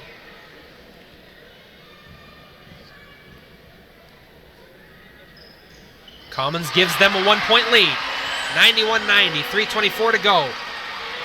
Daquan Brooks enters the game for the A's. Good to see what kind of spark he can bring. Dominic Cheek has been a great shooter for the A's today. A little bit of confusion there on the offensive play call. Brooks, they're going to call a foul on the drive. The back official called it, not the baseline official. So that's going to be on the floor, so it'll give Orangeville possession. No, they're going to give Daquan Brooks 2 free throws. Pardon me. It is the first bonus shot. Thought there was a shovel pass going on. Ooh, Brooks leaves it short. He can tie the game with a free throw here. 3:04 remaining in the fourth. And he does just that. Daquan Brooks ties it at 91. Fans get their money worth today.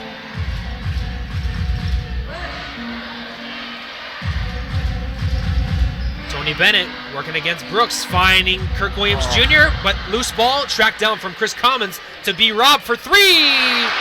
Huge 3 from Brandon Robinson.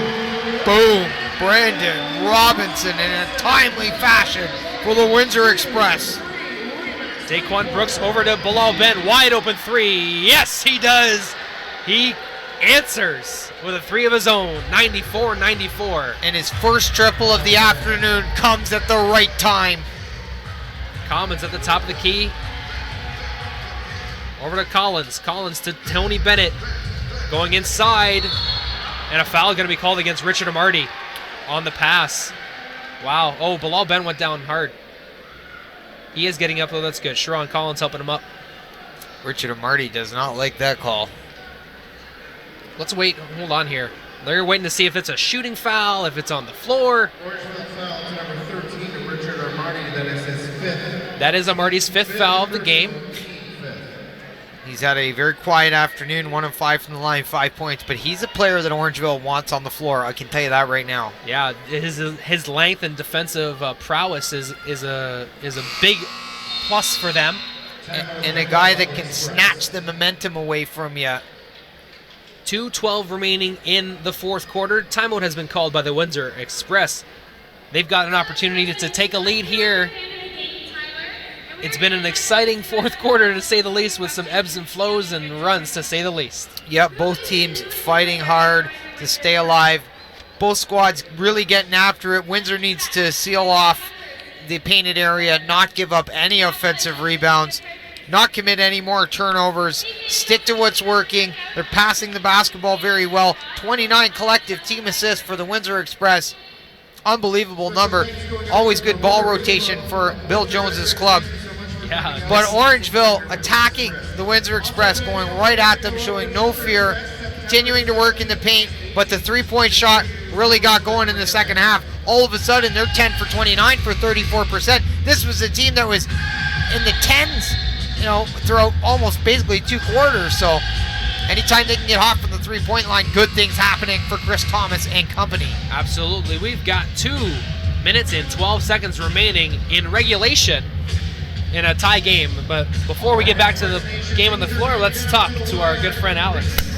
Yes, to tell our viewers that check out Knockstrom.tv at www.knockstrom.tv, and also check Knockstrom Film Studio and Digital Media at www.knockstrom.com. Knockstrom.com, folks. Yeah, we do film productions, and if anyone needs a commercial, like cinema quality, yep, we can do it. Absolutely. For all of your commercial needs. Sharon Collins, nice find inside, but Kirk Williams Jr. couldn't hang on to it. He kicks it out to Collins. His first 3 is good! Went 0 for the most of the game, knocks down his first 3. with in a humongous time. Less than 2 minutes to go. Sharon Collins' three-pointer gives Windsor a 97-94 lead. Richard Amarty over to Daquan Brooks. Orangeville looking to answer after a big three from Sharon Collins. Below Ben scores at the cup. Beautiful drive there, holding off the defender. Make it a 1-point game with 90 seconds to go. Orangeville stays aggressive, doesn't back down, and answers the bell. Sharon Collins looked at that three the last time and knocked it down. This possession, he's looking inside to Chris Commons. Under 10 seconds to go, working against the Marty. Going to the middle, puts up the hook shot, no good. But it's knocked out of bounds by Orangeville. So this will be Windsor Express basketball with a 1-point lead. And Sharon Collins, despite having some shooting struggles, he was 0 for 6 in this one, stays aggressive, stays committed to, the quality of player he knows he is, takes a big time shot in a difficult stretch here under 2 minutes left in the fourth and drains it. Absolutely. So I apologize, folks. Alex is just cracking me up over here with his Dr. Yusuk character. Yeah, I don't know where that thing came from, but back to basketball. Sharon Collins gets it on inside to Chris Commons and he knocks it with the fade. Huge basket for the Express right there. 99-96, 104 to go. Who can stop this man? Let's see how the Orangeville A's respond. Bodiford driving. He can't score in tight. He just blew a layup there at the rim, and that's gotta hurt if you're Rick Bodiford. Sharon Collins with Lewis Monks on him, hands it over to Tony Bennett. Bennett shakes the defender. Robinson loses the defender. Over to Collins for three once again. Boom. No, off the front rim. Here comes Cheek in transition over to Watson. He scores, makes it a 1-point game once again. The savvy veteran Tyrone Watson stays cool, calm, and collected at the rim.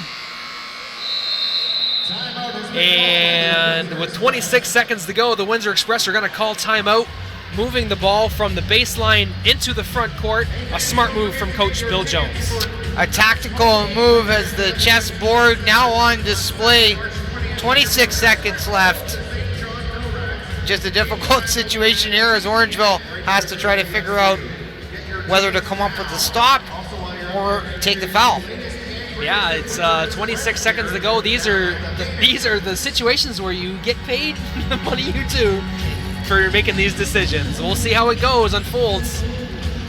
Coach Bill Jones speaking with his assistants while Chris Thomas is drawing up a play in his huddle.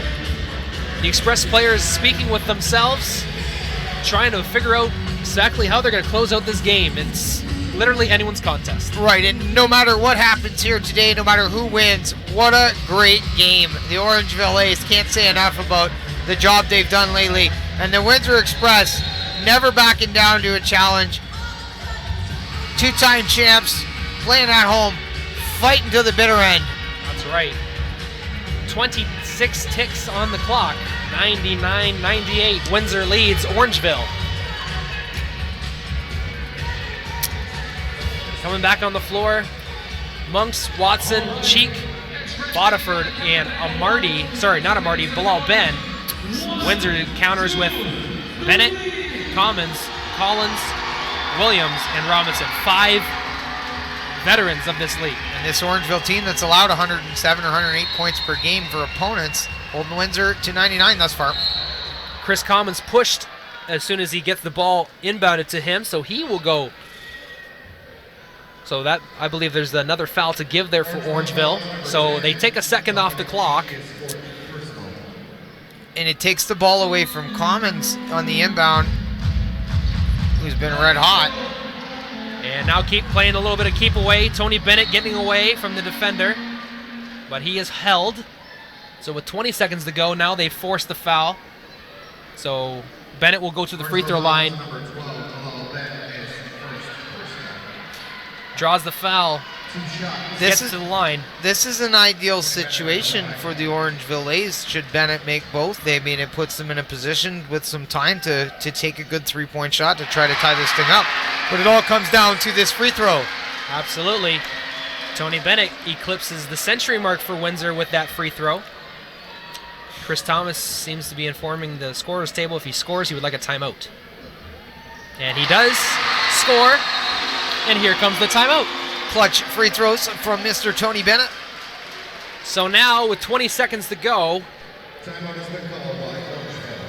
now the ball is in Orangeville's court, quite literally, to draw up a 3-point play or possibly take the 2-point basket and then commit a foul. Daquan Brooks, the only player, and Justin Moss, that haven't hit a triple this far, and Tyrone Watson with minutes for the Orangeville A's. Rick Bodivert, 1 for 2. Dominic Cheek, 6 for 12. Bilal Ben, 1 for 2. Richard Amarty, 1 for 3. Lewis Monks, 1 for 8. So capable shooters, no doubt. This really comes a time for Windsor to lock things down at the perimeter, contest the 3-point shot, no easy looks, and hopefully get out of here with a win. It all comes down to these plays. Windsor up 101-98. Final seconds of the timeout. We'll see what kind of length comes out of the timeout for Coach Bill Jones and who he puts on the floor to defend the most definite and certain 3-point attempt from the Orangeville A's. 20 seconds remain. Those kids are loving it. They're on the Jumbotron here. That's right. See themselves and they're celebrating like they won the lottery.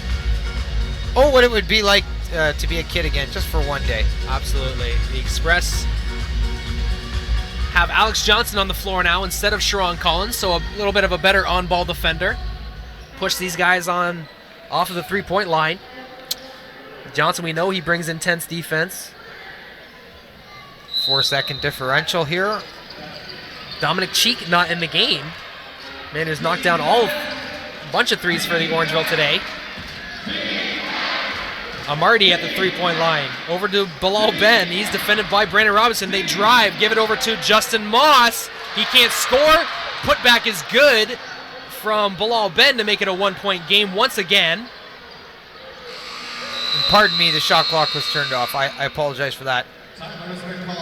Interesting, to say the least here, as Orangeville elects to go for 2 points, 9 seconds left, and the Express up by 1.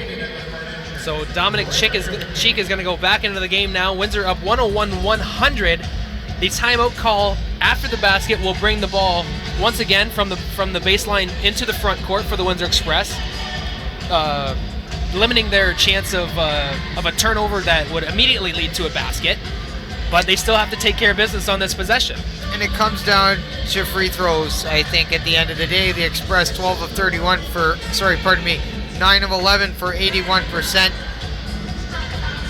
Who will likely end up at the charity stripe once again. So here comes the chess match between Coach Bill Jones and Chris Thomas. I thought there was a 3-point basket attempt coming myself, but maybe that's why I'm not the coach of the professional basketball team. Here's Alex. Mitch, Brett, yes, don't forget that we have Aaron Sanders on the post-game. That's right. Stick around for the Aaron Sanders post-game report, and make sure to visit www.knockstrom.com for our digital media studios and film studios needs. Make sure to check us out, and make sure to check out the NBO Canada Live This Week podcast, hosted by Up Now. NBOcanada.ca or YouTube. Brand new sode featuring Kobe and Brett, along with some fantastic contributions from around the league. 9 seconds remaining. Collins, Commons, Bennett, Williams, and Robinson. So Bennett looking to get to the ball. Robinson, Commons gets the inbound. They play keep away for a bit. They knock off 3 seconds off the clock, and Brandon Robinson's going to go to the free throw line. A smart move. Oh, Commons is going to be to the free throw line, pardon me. He was fouled on the pass. And a 71% free throw shooter on the season, having a really great afternoon. Yeah, I couldn't agree with you more. 30 points for Mr. Dependable. 5 boards, 3 assists. He is 1 of 1 from the line, and he's a guy that you want in these clutch situations taking these shots.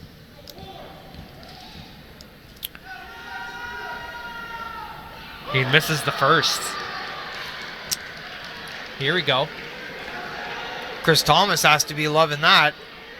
So Daquan Brooks enters the fray now. Commons at the free throw line. 1 to go. He makes the second. 2-point lead, 6 seconds to go. Orangeville is going to call a timeout. That will move the ball from the baseline to the front court, giving them another chance at a game-winning 3. With 6 ticks on the clock and a great look. And this is essentially why they didn't go for the 3-point attempt when they had 20 seconds left. And that game plan proves effective. They put Commons on the line. He splits the pair. And that's really the ideal situation if you're Chris Thomas. Best case scenario would have been 0 for 2, but he splits the pair good enough. Now here we are. The Express up by 2. Orangeville will get a decent look. They should get a decent look with 6 seconds left. But they're facing a stout defense in the Windsor Express who have allowed thus far 100 points this afternoon. And they've been here before, Brett, and so has Coach Bill Jones. In these types of situations, you look to your leader, you look to the coach, to set something up. And we know Bill Jones coming out of the timeout, one of the best in the business. Couldn't agree with you more. 102-100.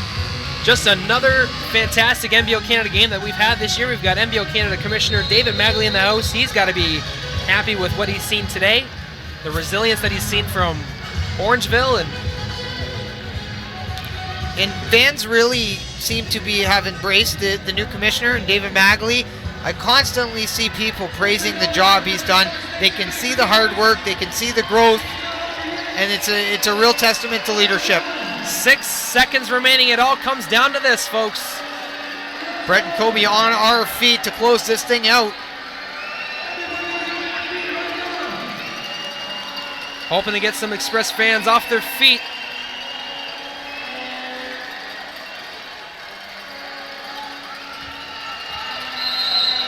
Six seconds. Bilal Ben. Good defense. Inbounds it to Monks, but he knocks it away. That was close to a 5-second violation.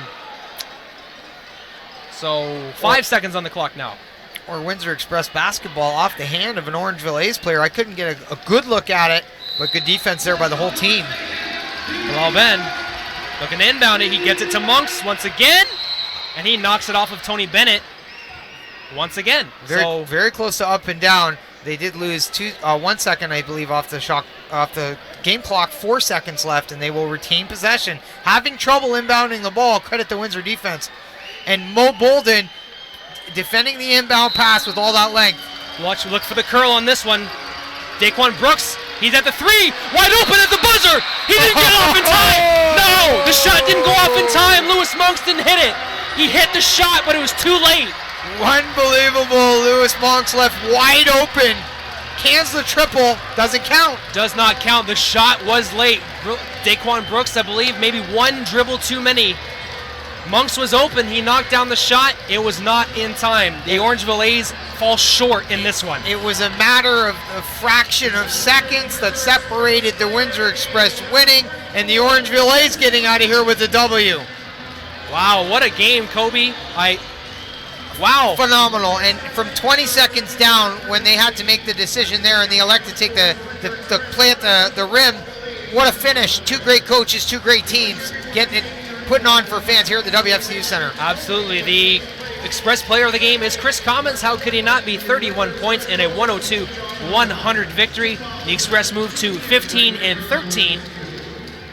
And that's going to do it from all of us here at Knoxstrom.tv. Big shout out to our crew today: Dan Shelley, Leo Gonzalez, Emily Rubinski, Jeremy Fokuo, Aaron Sanders, Mitch Kobe K.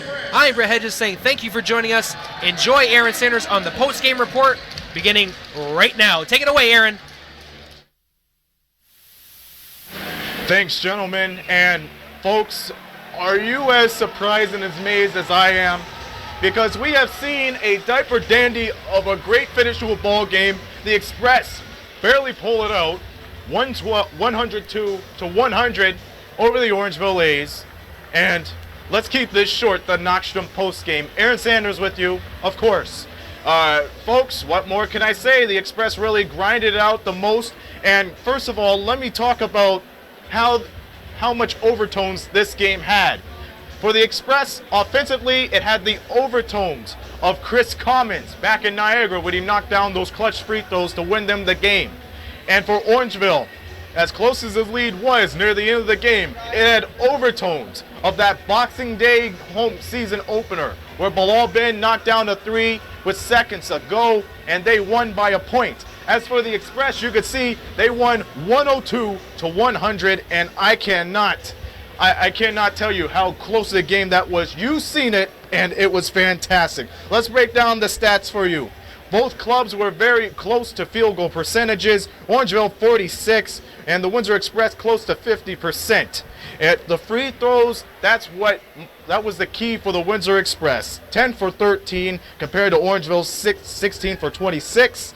The assist game pretty close, 27 to 31, but surprisingly, Orangeville outscored Windsor 30 to 29 despite a tough comeback, and they were close from pulling off a victory, but 1 second too late off the three-point shot. Should that gone in, the Windsor Express would have lost 3 of their last 4 games. Chris Commons, player of the game, 31 points, 5 rebounds, 3 assists. And on the other side, Dominic Cheek, player of the game for Orangeville, 24 points, 7 rebounds, 5 assists. That's it for this game. A reminder, folks, next Sunday we're back here, same time, same channel, 2 p.m. tip-off time, where the Windsor Express take on the resurging St. John Millrats. Now, the Millrats, as you know, they have been resurging lately with Coach Rob Spahn, and anything can happen between these two clubs. We just hope we have the pleasure of your company to watch that game right here on Knoxstrom TV. Once again, the final score, the Express 102, the Orangeville A's 100. The Windsor Express now at 15 and 13. They started a 4-game homestand right here this afternoon, and they hope to be even luckier when they play against Millrats next week. This has been another presentation of Knoxstrom Digital Media, producing the media excellence in the Windsor-Essex County. Until next week then, this be Aaron Sanders saying so long from the Rose City.